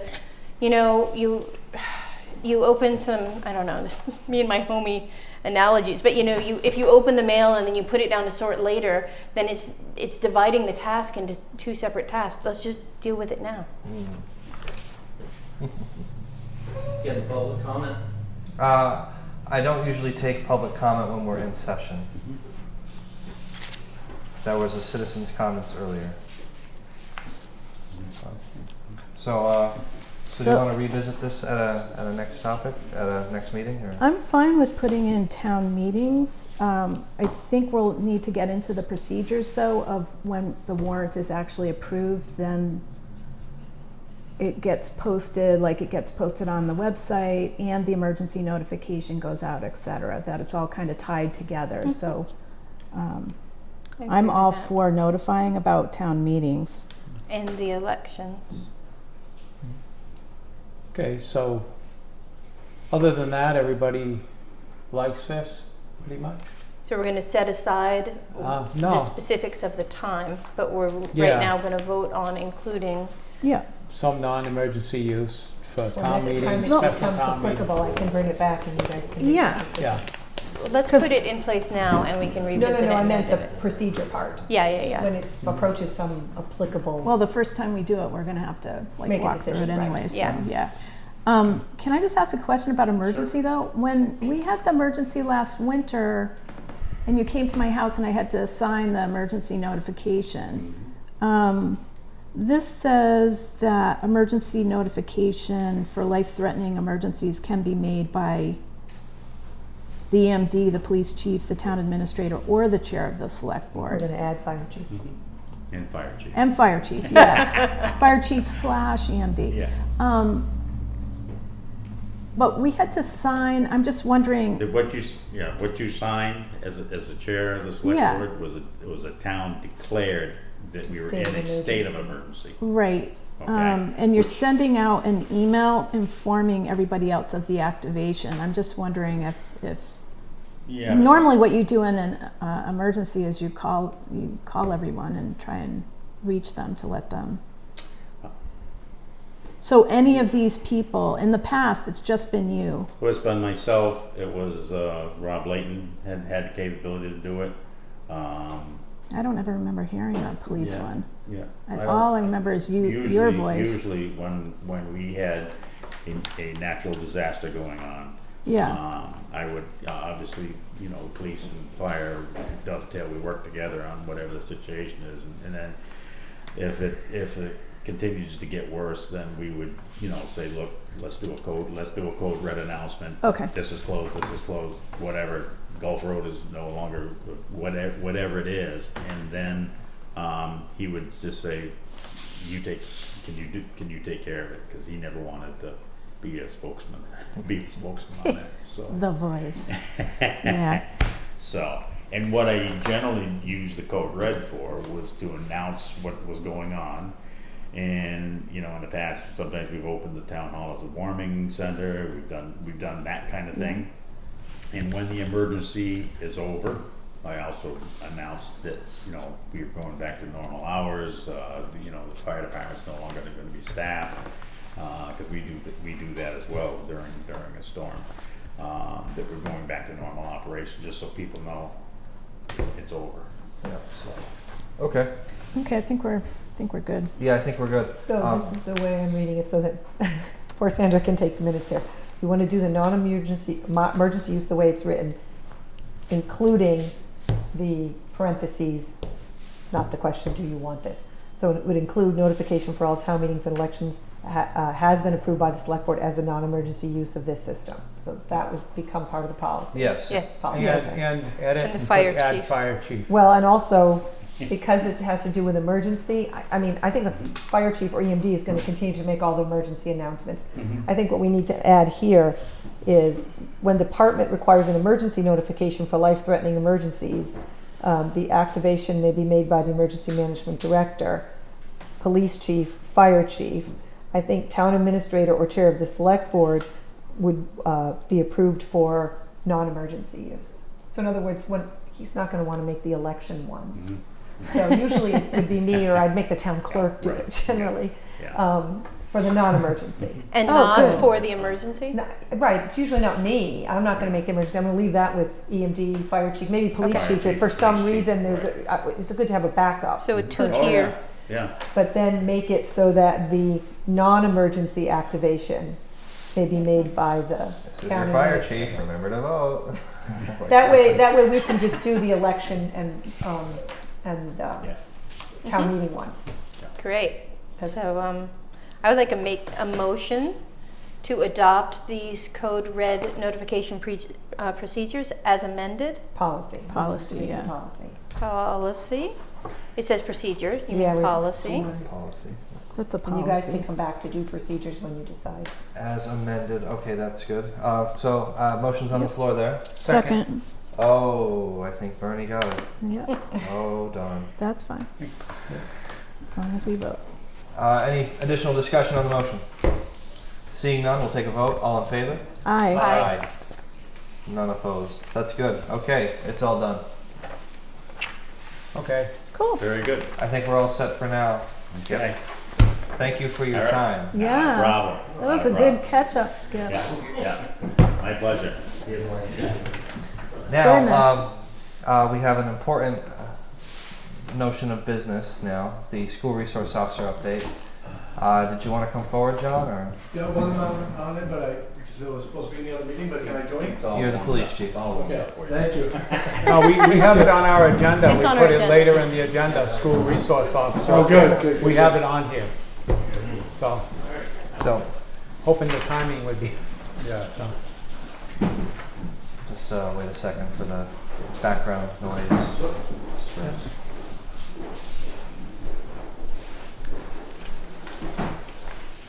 Okay. So, as I said earlier, there was a meeting that was attended by myself, Sarah, and Heath. We did not meet as a select board. We just all happened to be at the school committee meeting. Chief Hall was at this meeting as well as other members of the public, and also employees who work for the town. Oleg, Billy Kimball was there as well. I'm just just the direction that the meeting took and what took place at the meeting is something that I was very disappointed with.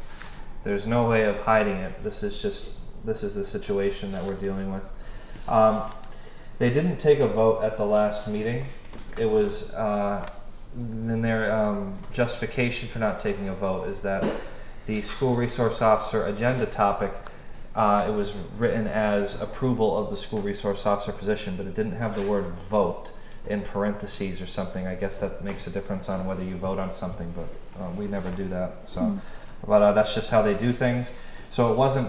So a couple minutes before the meeting started, Patricia Kinsella, the superintendent of the school committee of the district, had stated that for those reasons we will not be taking a vote at this time, and that she apologizes to the community and to everybody else for that reason. And she also said that there will be a meeting next Tuesday. I interpreted next Tuesday as meeting August 1st. That would have been next Tuesday. This Tuesday is... The chair said that, or the... I believe the Patricia Kinsella had said that they will be meeting next There Tuesday. was a meeting Yes, Tonight, tonight. yeah. this Tuesday, yeah. And there was more discussion after there was a really long discussion Yes. about the topic afterward. Yes, so the point is, it wasn't voted on. I think the fact also that it was posted on Google Calendar that the meeting was starting at 7, but the legal posting was at 6 p.m. The meeting was called to order at 6:03. That I think there were a few individuals that would have liked to have showed up at the meeting that were not able to show up because of an inconsistency in the school committee's organization of how the meeting was posted. Hopefully they'll correct that in the future so that we don't have these inconsistencies. Alex, I did want to say Excuse me. that I'm not done yet. It's just that, we don't want to have two separate times that are posted. It's very confusing for some people, especially when we're using technology in our age to determine when we go to meetings and stuff like that. I was just really hoping that the vote or the potential vote that would be associated with this position would have happened in a format where we could have all had been together to discuss this. We've been working on this for 1.5 years now. Myself, Chief Hall, Heath Cummings, have attended a few of the curriculum personnel and subcommittee meetings. We have been very passionate about how we feel about the direction of this district with this position. And I just feel it was, I can't accuse, I can only just say how it presents itself, that when you wait 1.5 years to make a decision on something, and then you take the next meeting to vote on it this Tuesday when we meet as a select board, when none of us can be there, which I was told which was an online meeting. It's just we can't be two places at once, and I just would have liked to have been there for that meeting. And I had authorized Andrea to send out a few emails, which are in public record, to the school committee chair and to the superintendent, Patricia, that given our interest and passion and time that we've all spent on this MOU crafted for our district, that if we could all sit at the table together when this vote would happen. And that did not happen. I don't even know if a vote has happened already. I'm honestly out of the loop. I'm here during this meeting. Rob, did it? That's why I'm here. It did happen. Okay. It was 6-1 with one making a mistake the motion was to not hire.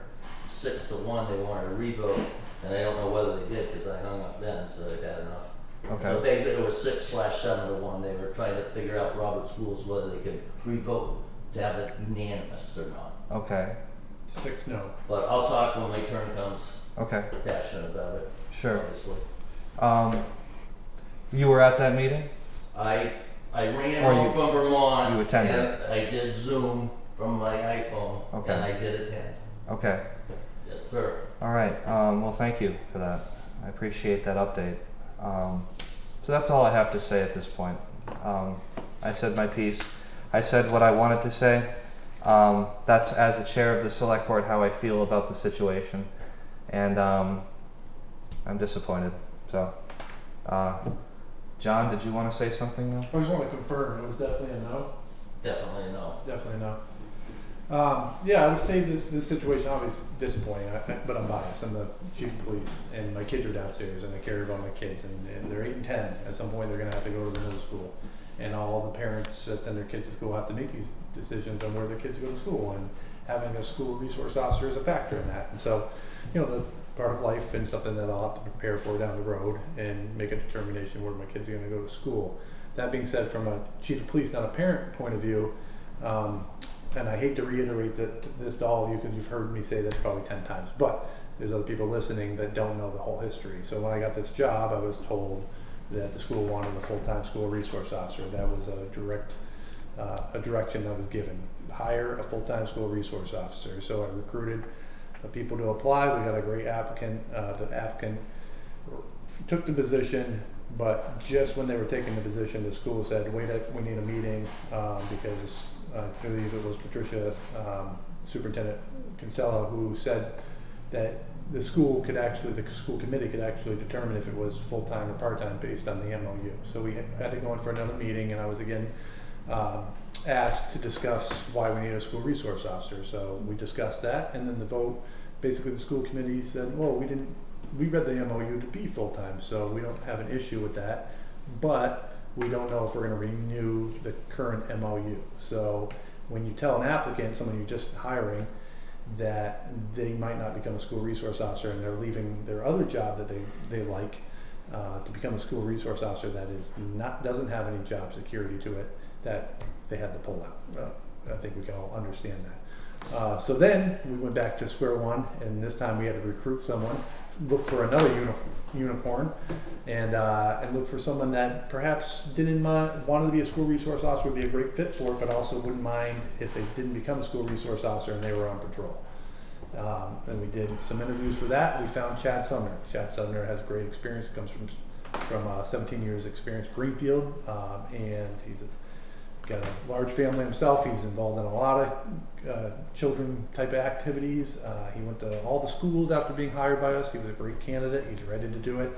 And I thought we were close to making this happen.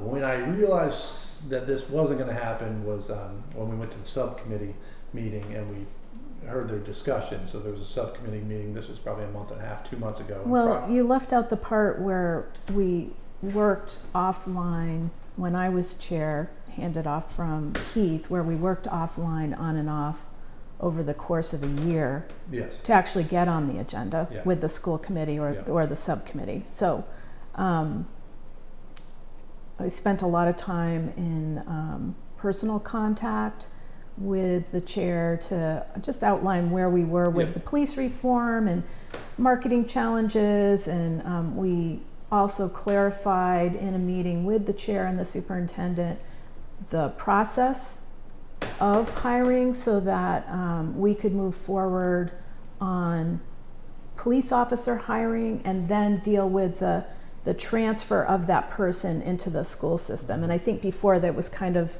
maybe a little bit muddy about so we clarified a lot of procedure and policy, had some great discussions, only to never actually have it get on the agenda until after we voted on the MOU in mid-April, and then I think it got onto the subcommittee agenda in May. Mm-hmm. And that's when I can't remember the exact date, maybe it was June when we actually sat in on the subcommittee meeting. Mm-hmm. So I just want to make sure that there's a whole period of history there where it just wasn't on the agenda, despite having had, when you came in, Billy Kimball was actually the part-time SRO. Yeah. So somehow all of that information and history, which is recent, got lost, right? The fact that we even had an SRO as recently as 2022. Yeah.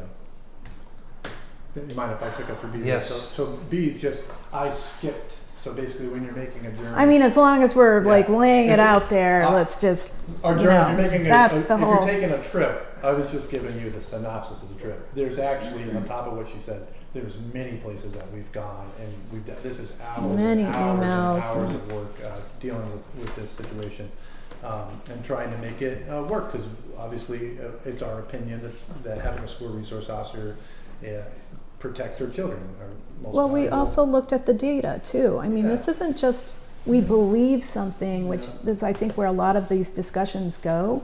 It's, we looked at the data and found that police were in fact being used in the schools Yeah. already, Yeah.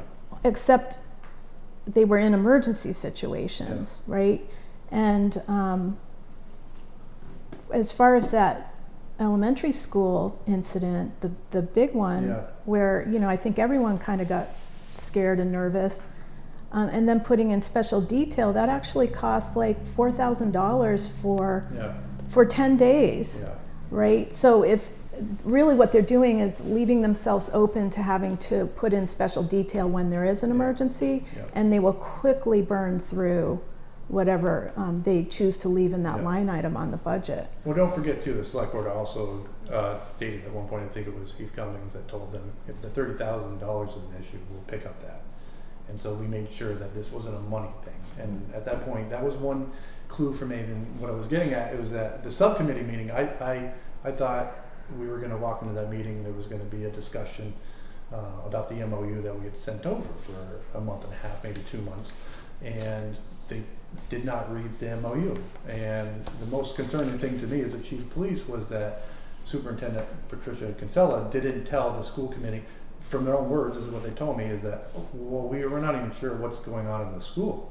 So then after that meeting, one of the school committee members asked me to put together some statistics over the last 4 years, specifically, and I came up with some statistics over the last 6 months. And as the police chief in town, I know that it's important not to, in this topic, to fearmonger, but there's some serious incidents on there, and everything was downplayed, and it's kind of concerning that the people voting for the school resource officer didn't even know what was going on in the school until I redacted and forwarded them those reports. And there's, again, police departments have been secret in the past.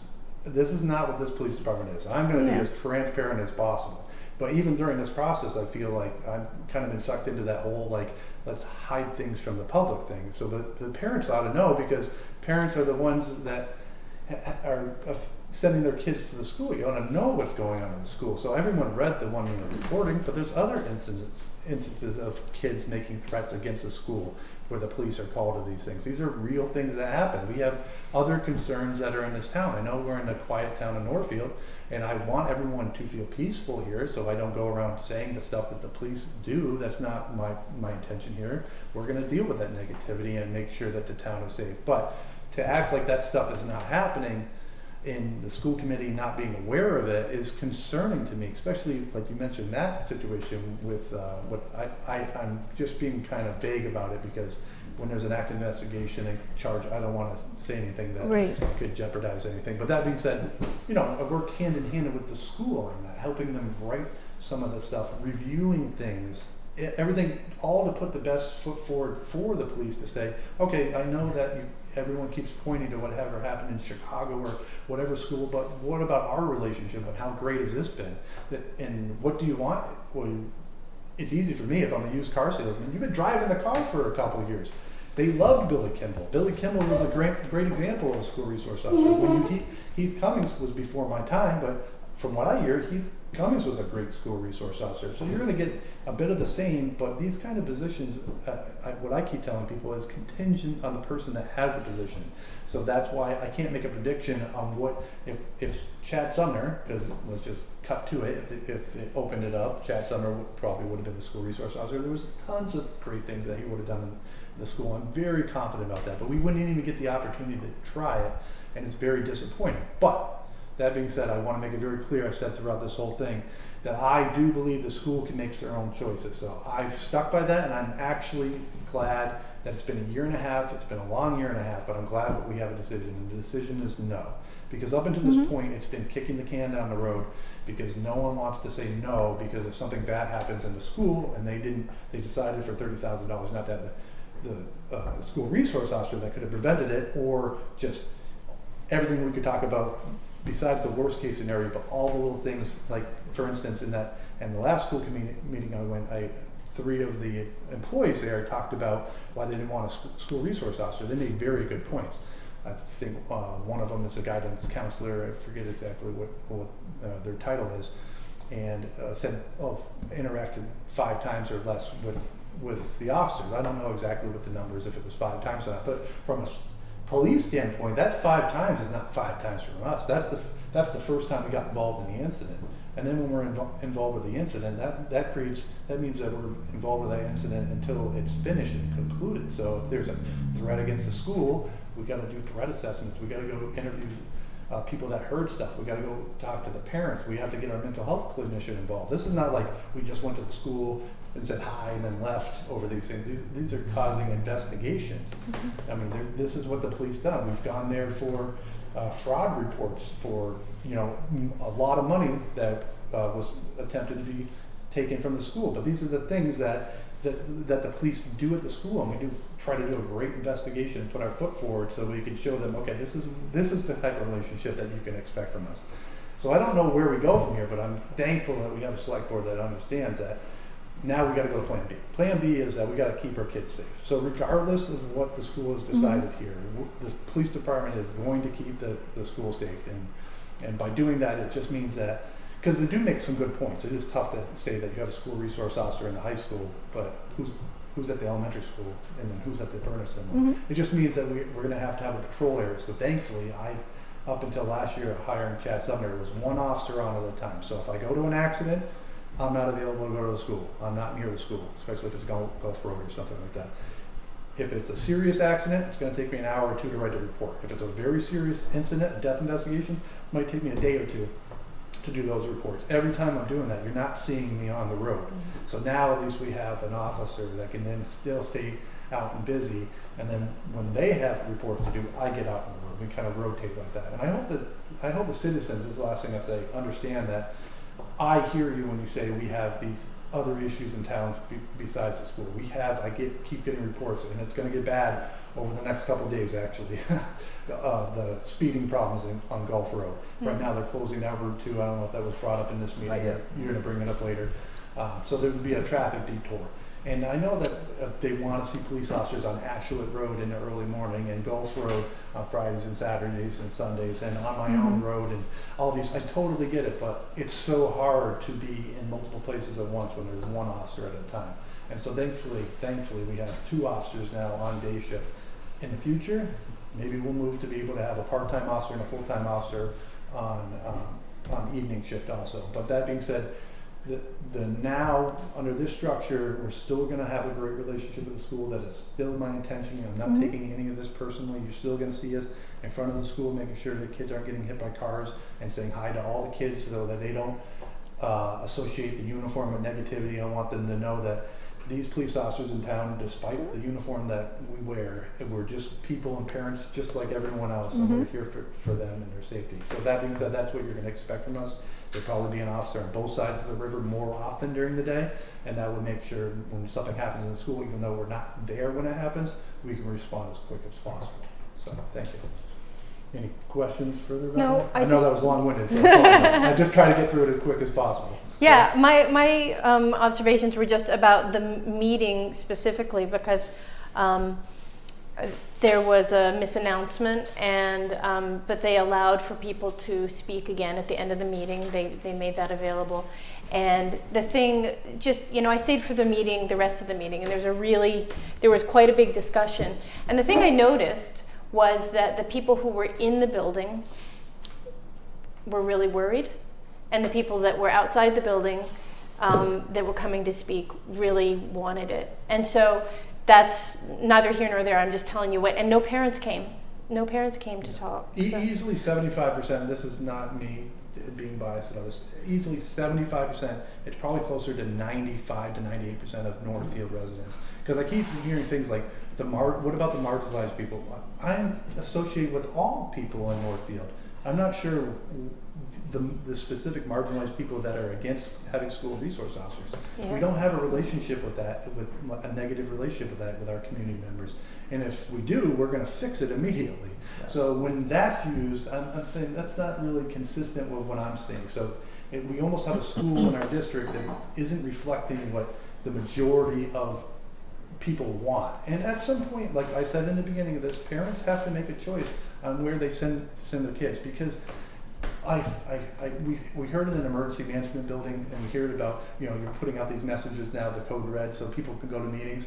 But I'm one of those people. If I wasn't the police chief, I wouldn't be here. I wouldn't be going to those meetings, because you work all day long.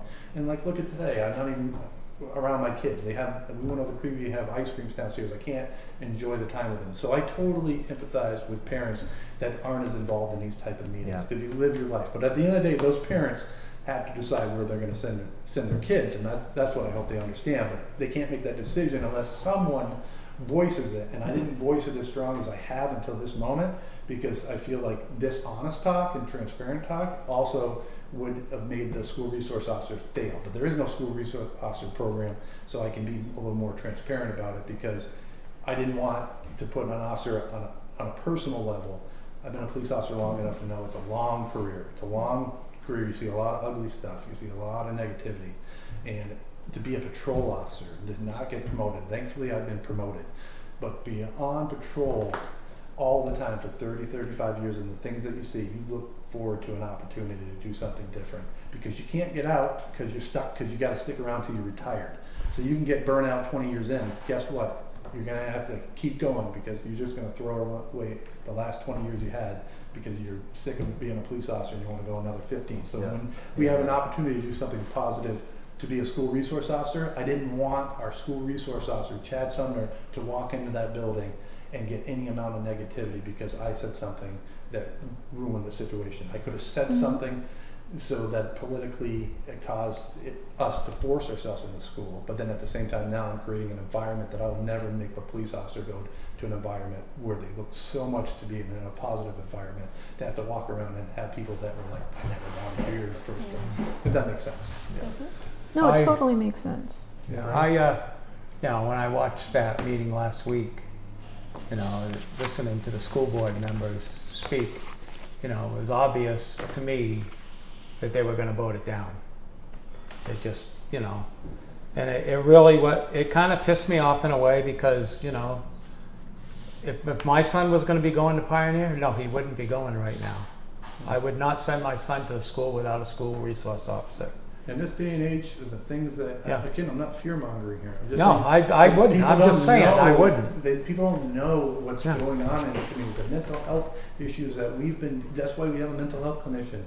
And you never know when someone's going to do the unthinkable, and not to protect their children. It makes no sense to me. But again, I'm biased. I'm a police chief, but I'm also a resident, and I know, okay, where am I going to move in the future and make little changes to make sure that I protect my children, and I'll do all those changes. I hope parents understand that it's very important to make these Yeah, I thought too, if I look at the school committee, I mean, number one, it's the safety of our children. That has to be, given today's world, the safety of the children comes number one. I'm pretty disappointed, and I'm not very supportive of their decision, and I'll be vocal about that, and probably more so as we go on. But, All I can say is I'm glad it's public. Yep. I'm glad it came before the public. And I'm really disappointed that the examples that I saw in just 6 months of people calling the police for assistance with difficult situations, and in reading those redacted reports, that the police had the good sense of when they needed to step out and let school discipline be in effect, not the police. The police were not doing discipline. It was clearly stated in the reports, like, okay, this is being handed off to the parent, this is being handed back to the adjustment counselor or the superintendent or whomever. And then the follow-up at home with CSO and the mental health clinician. I think I'm disappointed, because it literally is a resource. It could be one more resource that connects what's going on at home with what's going on at school. Kids don't leave their problems at home. They bring them in if they're frustrated with a custody situation, for example, and they say things because all their emotions are developing, and as as they do when you're an adolescent. My other concern is not just for those kids who are experiencing difficulty, but for kids around them who are nervous, who are the quiet kids noticing when somebody says something on a bus ride, as I read in a couple of the reports, or they heard something in a school, or somebody sent a really bad text with bad pictures and sent it to other people, and then that online disagreement then spills over into the school during the day. I just think we're missing the obvious of the school's not an isolated bubble, unfortunately. People have problems at home, they bring them in, and then they take them back home, and it continues to circulate. And you guys have to go to these homes if it's occurring at home. I just thought it was like one more resource, one more adult who would be working in this network of, along with CSO and along with the school. So I'm just disappointed we don't have that opportunity, but I'm really, really glad to not be pushing it to get on an agenda. Yeah, I agree. They made their decision, it's public, great. Now we can move on. Not to make it about me, but the most disappointing thing, like Bernie said, if your intuition keeps telling you, they're just saying no, and they're not saying no just because they don't want the negativity from it. I'm just disappointed it took a year and a half to get to this point, because we've gone through a lot. We've gone through hiring processes. We've trained up an officer. I've sent them to school. That's cost me thousands of dollars to do everything that I've done to get to the right spot so that I can convince them just to give us a try. Just again in vain, because the truth of the matter is, like we found out from that meeting, was they didn't even read the manual. The superintendent didn't even tell them what the police officers have been doing in the school for a year. And we're talking about, and then we always get painted as the bad people. It's like one of the first calls that I had, this is going back a year and a half ago. Again, this is memory, so it's not verbatim, but for instance, we don't want school officers here because they're authoritative, but at the same time, when we go to get called to the school, we're getting asked to search the bag for vape pens or whatever it is. And then I have to explain the constitutional rights, because no, I can't go into a student's bag. That's your policy and procedure. That's done through the school, and that's why it's important to have a school resource officer, because the kids are actually protected more, and they're actually protected from getting into the criminal justice system. That's the misnomer of this whole thing. I talked to Chief Pritchard from Deerfield, and it's like, no, our school resource officers prevent kids from going to court and getting in trouble. That's what the whole point of this thing is, to make sure that they understand, oh, you have an adult like Chad, you said it's great to have an adult there. You don't just have, like, let's use Chad Sumner, because he was most likely going to be the school resource officer. The big dad. 17 years of experience in Greenfield as a trained observer. He's been to mental health calls. He's basically a mental health expert. Like, if you take someone who went to school for 3 or 4 years versus Chad Sumner that's been living it for 17 years and working hand in hand with a mental health clinician, the things that he could pick up on would be way more than the average person could pick up in that school. And that's gone now. So you don't have that person in there that could have made a difference. Not a day in advance, a week in advance. I'm talking about years in advance. Sometimes you can change the course of a kid's life years before the worst case scenario happened. It's disappointing, but It's very sad. Oh, thank you, John. okay, thank you. Thanks, John. Yeah, thanks for all your work on And that. thank you. I know we can't make a comment period, but I know that he was my eyes and ears, because I went to the school and I was like, oh, it's a Google Meet meeting, so it's not even in person. So, But I'd like you to stay when I get a chance to speak. I'll be quick when I get yeah. So, I'll allow it, Rob, because you were at that meeting and you couldn't attend citizens' concerns when we had it. So I'll allow a comment, Yep, concerning comment. thanks. Back to the other one when you guys Just set it don't up. Code Just Red. state your name and. Yep, hi, good evening. My name's Bob Henry, Robert Henry, Thanks. 137 Wanamaker Road. It's actually Route 10 by Shaw's. Come visit me. I just want to chime in on the Code Red, because I got a lot of experience on that. Just consider it, but Code Red / critical information.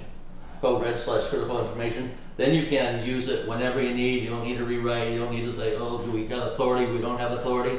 Just consider it. Okay. You might like it, you might not. Oh, going back to that, I think we should, the police also, maybe the fire department in conjunction, should have a campaign where we actually go out. It's like the lock boxes that we put out for people. We should actually put it out there more often. Like, we should have a stack of those in our cruisers to be handing them out to people and explaining the new thing before that, which is, making sure that they can sign up for 2 things: just emergencies and also the non-emergencies. Oh, okay. And we might need to help some of our older citizens who have trouble with technology and Yeah. stuff like that. That's why it'd be great. We could Yeah. proactively, we're looking for opportunities like that to go and talk to people. That's why we put up the lock boxes. And, And Skip said they had paperwork downstairs for Yeah. it. But And we're gonna wait until the policy is done. and ask Yeah. the senior center. Yeah. They have a newsletter. Mm. They also have a lot of events where they could help. They've done topical things where they could help people understand. I think that we can get those numbers way up, and I think we can honestly get the numbers of non-emergency people who signed up for that once they know. This one? that Yeah. we're gonna do You're not it. going to call them about a lost cat or something. Yeah. Yeah. Oh. So, Yeah, no problem. Yeah, I just like to talk about. I'm disappointed too. I mean, let me start. When I saw this stuff on Neighbors or Next Door, and I saw the bannering going back and forth, so I'm one who's like, hey, in my ignorance, let me go read all these little attachments everybody's got. I did. I went and looked at that. Then I looked at the conclusions and the analysis, and then I went out and I looked at others. And then I said, well, you know, these are kind of dated. And I looked at, read the Denver Gazette. They just reinstitutionalized for this reason. I don't want to be misquoted on how many guns they've taken out of the school. And for you that are local here, there's a lot of guns in Northfield. And when I was a kid, we had them in our trucks at school because we went hunting after school. So I'm just saying, grandfathers died. There's a lot of guns around here. There's a lot of knives. So be careful. We need to keep everyone's mental health in good. But let me go back to where I started. This is I got a lot of experience in counterterrorism as a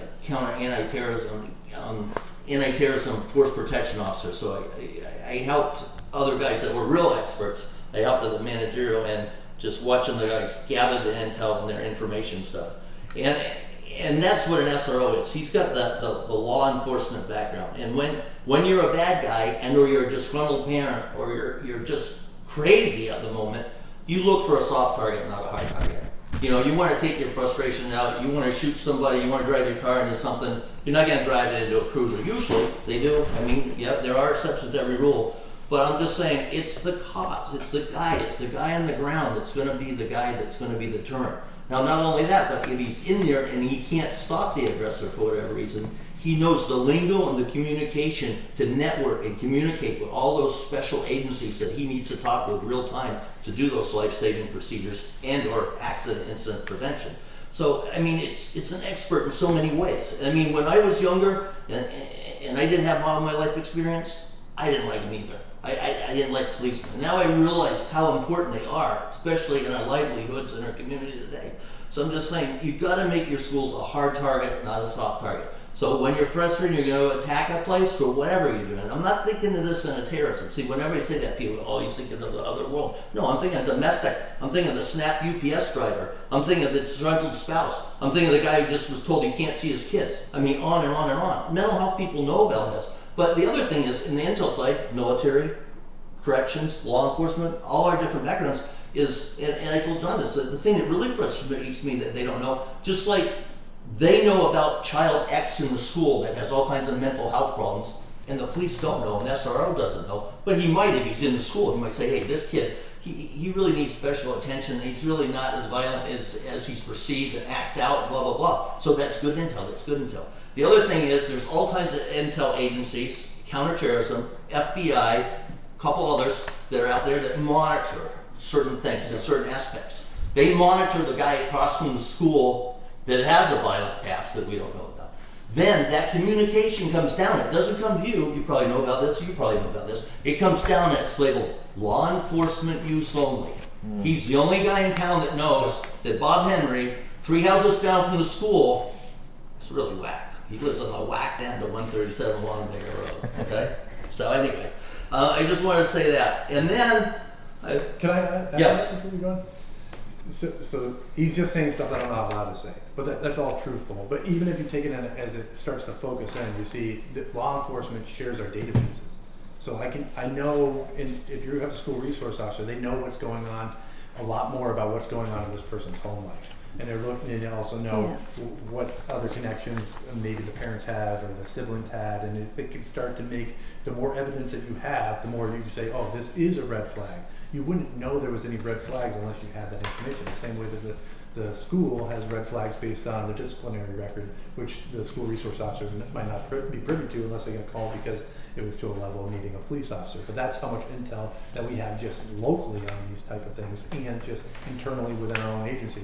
Every day we share our messages with each other, exactly what's going on in Northfield. We stay up on this stuff. And the school's children affects everything the police officers do. It's not like we're just in the school as a school resource officer. We're dealing with school stuff and children's stuff and adolescent stuff and outside of the school and this community constantly. It's not like a once a week type of thing. It's a constant type of effort on everybody, especially with mental health. I mean, we're making. I don't want there to be any stigma about this. It's like our focus on mental health is to make sure that we're getting people the resources they need. And kids often slip through that crack because all they're doing is seeing someone at school. But maybe there's a mental health clinician outside of school that can put the pieces together better than whatever. Or that the family needs. Yeah. Somebody else in the family. So again, example A, Bob Henry, the trouble child down the road. You need to have good situational awareness on that, and then it can be properly monitored. So when people say the SRO probably won't be at the right school at the right time, well, that's a percentage of probability when you have a school district. But then again, if you know player X is here and player X goes to school X, then guess where your SRO is going to be monitoring most of his time. So you do preemptive defense rather than have to take out an aggressor. So again, or prevent an aggressor, strong language. But then I thought to myself on the way back, and like, how can I sum this up out of my frustration? How can I sum this up? One was, their mind was made up. I had sent an email basically talking about this that got acknowledged as receipt. And then I sent 2 follow-up emails that I didn't even get any response. And then I also text to the thing that says, if you want to speak, make sure you identify here. I never got anything back saying yeah. Then today I went looking for the postings. I didn't see them in the town hall. So I don't know if legally, by the open meeting law, do they post it here? No, they just post it on their website? I looked online, I couldn't find it. I finally had someone send it to me. So, and then I saw that it was just a Zoom. Well, I did a little research. I did a little bit of research, and I'm following up on that. But the way I read the research in the Mass General Law was it needs to be posted by the chair, and it needs to be posted through each town and posted at each town so each town can see. Because not everyone has Google Docs. Not everyone's going to go that website. Now, I know other people that missed that meeting. I know other people that said, oh, I didn't know it was Google. So, I'm just saying. Frustration. Wouldn't affect the outcome anyway. Frustration. No. To me, the minds, it was done. I feel like I really wasted my time. So, I just looked at it and said, you know, and I don't want to be people look at me and say, oh yeah, he's one of those pro-military, he's one of those blah, blah, blah, and he's anti-woke and all this. I don't want to hear it because, you know, I got dear friends and I served in the military in a lot of countries, red, yellow, black, and white, we all bleed red. My son-in-law's black and Puerto Rican, and so I don't want to hear that from anybody. So if anybody in the public wants to discuss that, come see me, we'll discuss it. But there's no, I have never seen the police here ever chastise someone by race, creed, color, religion. I just, in our community, we haven't seen it. Our district, we haven't seen it. Now, I know, having a Puerto Rican and black grandson, I know for a fact that kids his age call names on the playground, and they're hurtful. I understand that. And that's another role an SRO does. They get involved in that and prevent that type of bullying and hurtfulness. Great kid gets along with all his pens, but if he steals a ball from somebody, guess what? The names come out. They're not nice. So I want to, how can I sum this up in just a sentence if I wanted to put it out on a billboard somewhere? And I want to get this right. Do we want everyone comfortable? Because they talk about an SRO makes people uncomfortable. And do we want to make everyone comfortable and no one safer? Or do we want to make everyone safer and a few comfortable? Safety's paramount. It's a simple answer. But the school board didn't see it that way. I don't know what the school committee is looking at.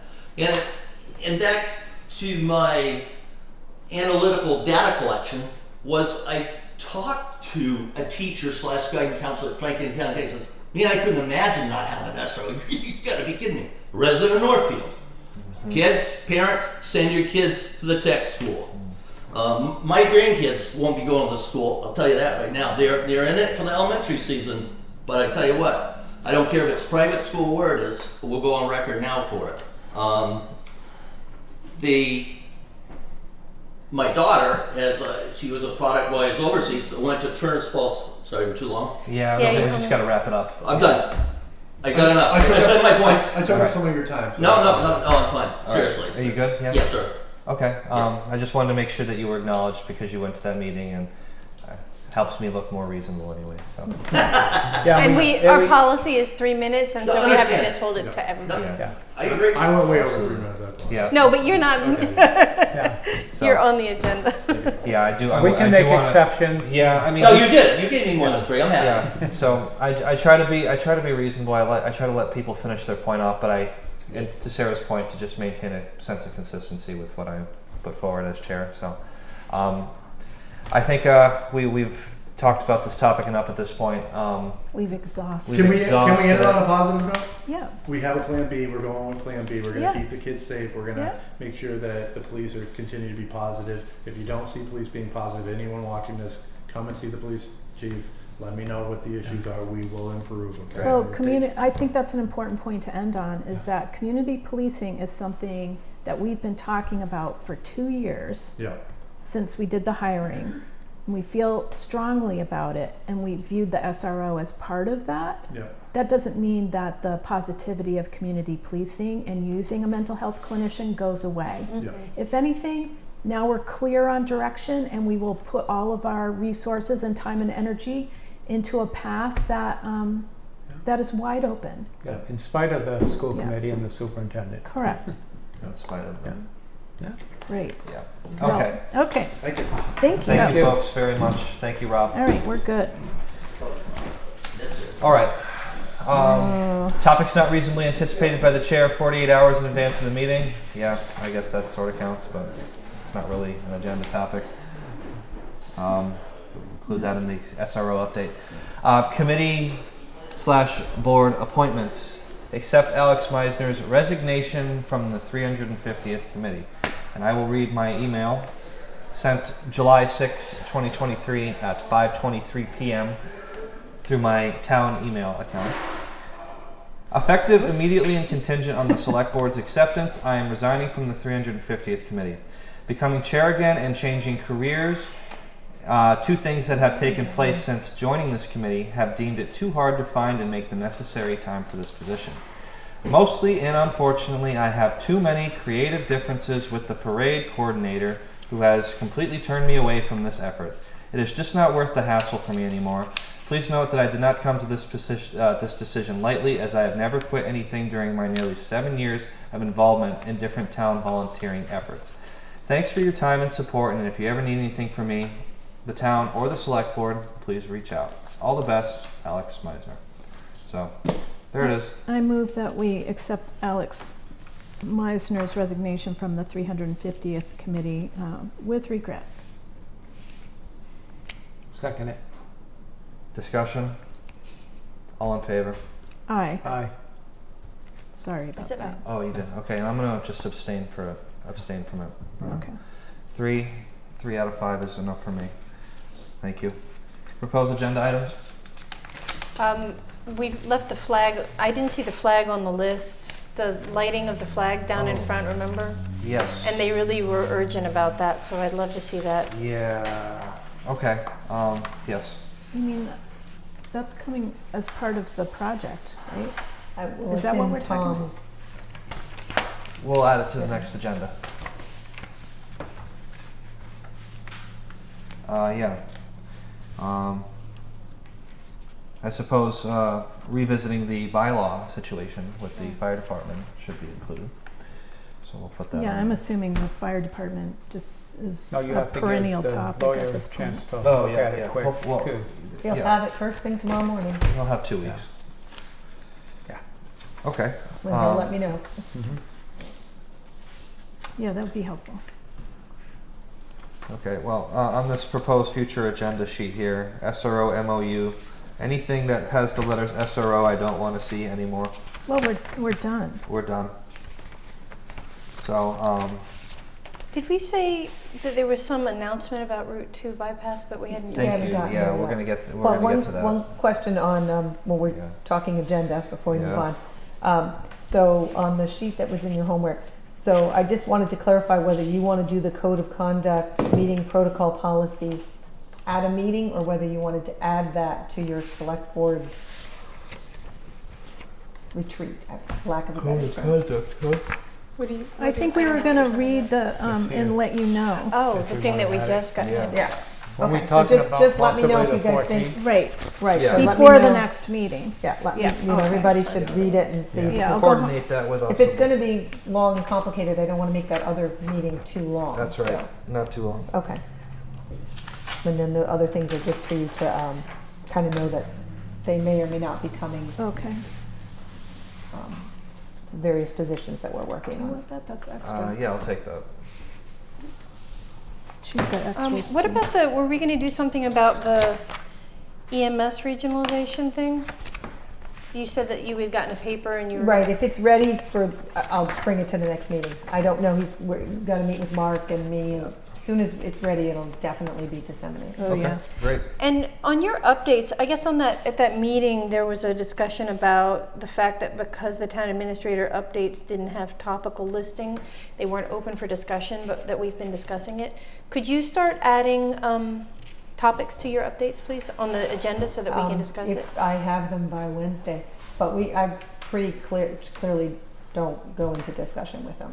I try But to we just do run through. almost all, like we very often do. And so all you have to do is just list them. If it's within 48 hours, if it can't be determined within 48 hours, then we can still discuss it. No, you can't, not unless it's an emergency. Isn't there something on the topic that says, let me read it. Anything not within 48 hours has to be an absolute emergency, otherwise you have to post a second meeting. Well, what does the open meeting law training said? It's a Right law, in- it's the right law's in there. right in here, isn't it? It's in Yeah. there. Emergencies, so things that can't wait for a posting. He did a great job with. The lawyer said that if Andrea doesn't have bullet points there, we can't discuss anything I she can brings say up. you can't discuss them. We can't So, discuss them. so just put bullet points, please. If I will have them, that's what I have ready by then. Okay. Yeah. Sometimes they're just not ready, so. But you have a lot on your plate, so it's understandable, so. No, I just won't Okay. include them. No, we I'll try to keep them topical, but if they have. Well, to two wait, things. I'll If wait. you I'll have wait. them, put them. If you don't, then we need to start regulating ourselves, Yeah. and myself I think included. we've been very careful lately. I We've been think, much yeah. more careful. Anyway, okay. Okay, great. Are we all set for now on that?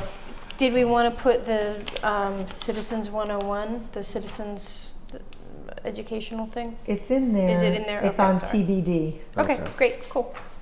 Very good. Okay. Oh.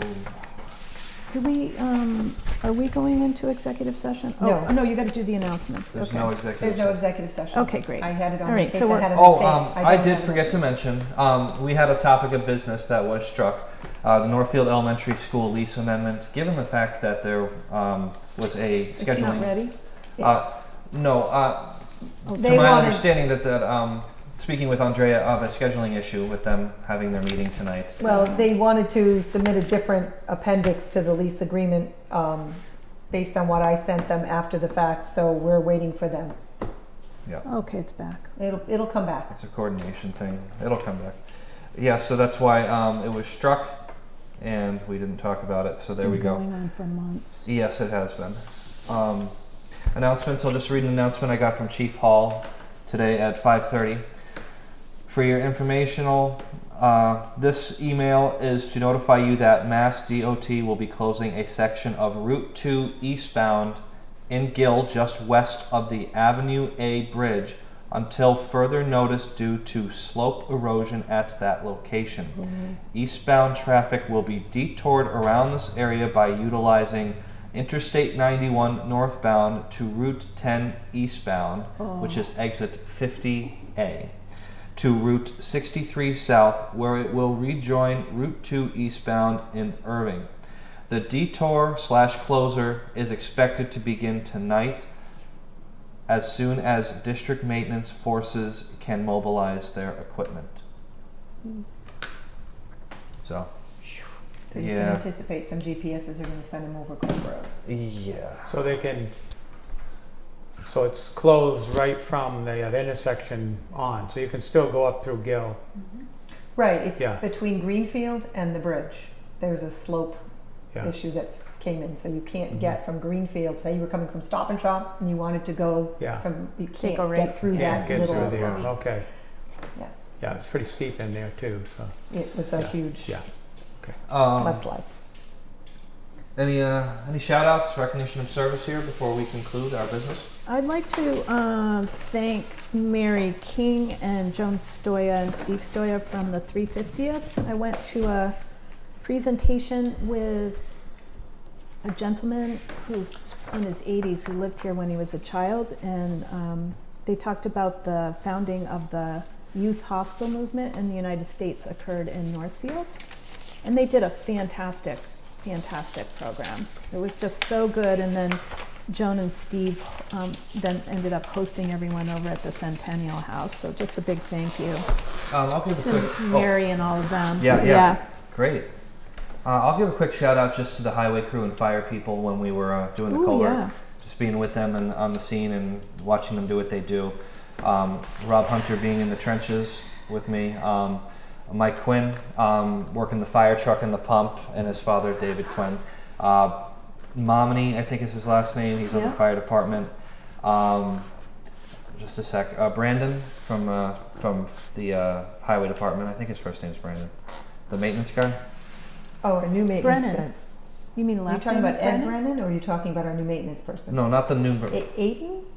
The guy we What's hired his- last the new, year. The new. Ed No, Brennan. Ed Brennan, He's yes. not our maintenance anymore. He's on the highway crew. Okay, yep, Brennan. So, and then also to Tom for good technique in the mini excavator and doing his thing there on a Sunday. I think that's everybody. Just it was a good time. So yeah, great, good work, people. Yeah. We all set? Is that it? Are we at the I end? think so. Okay. Signatures here.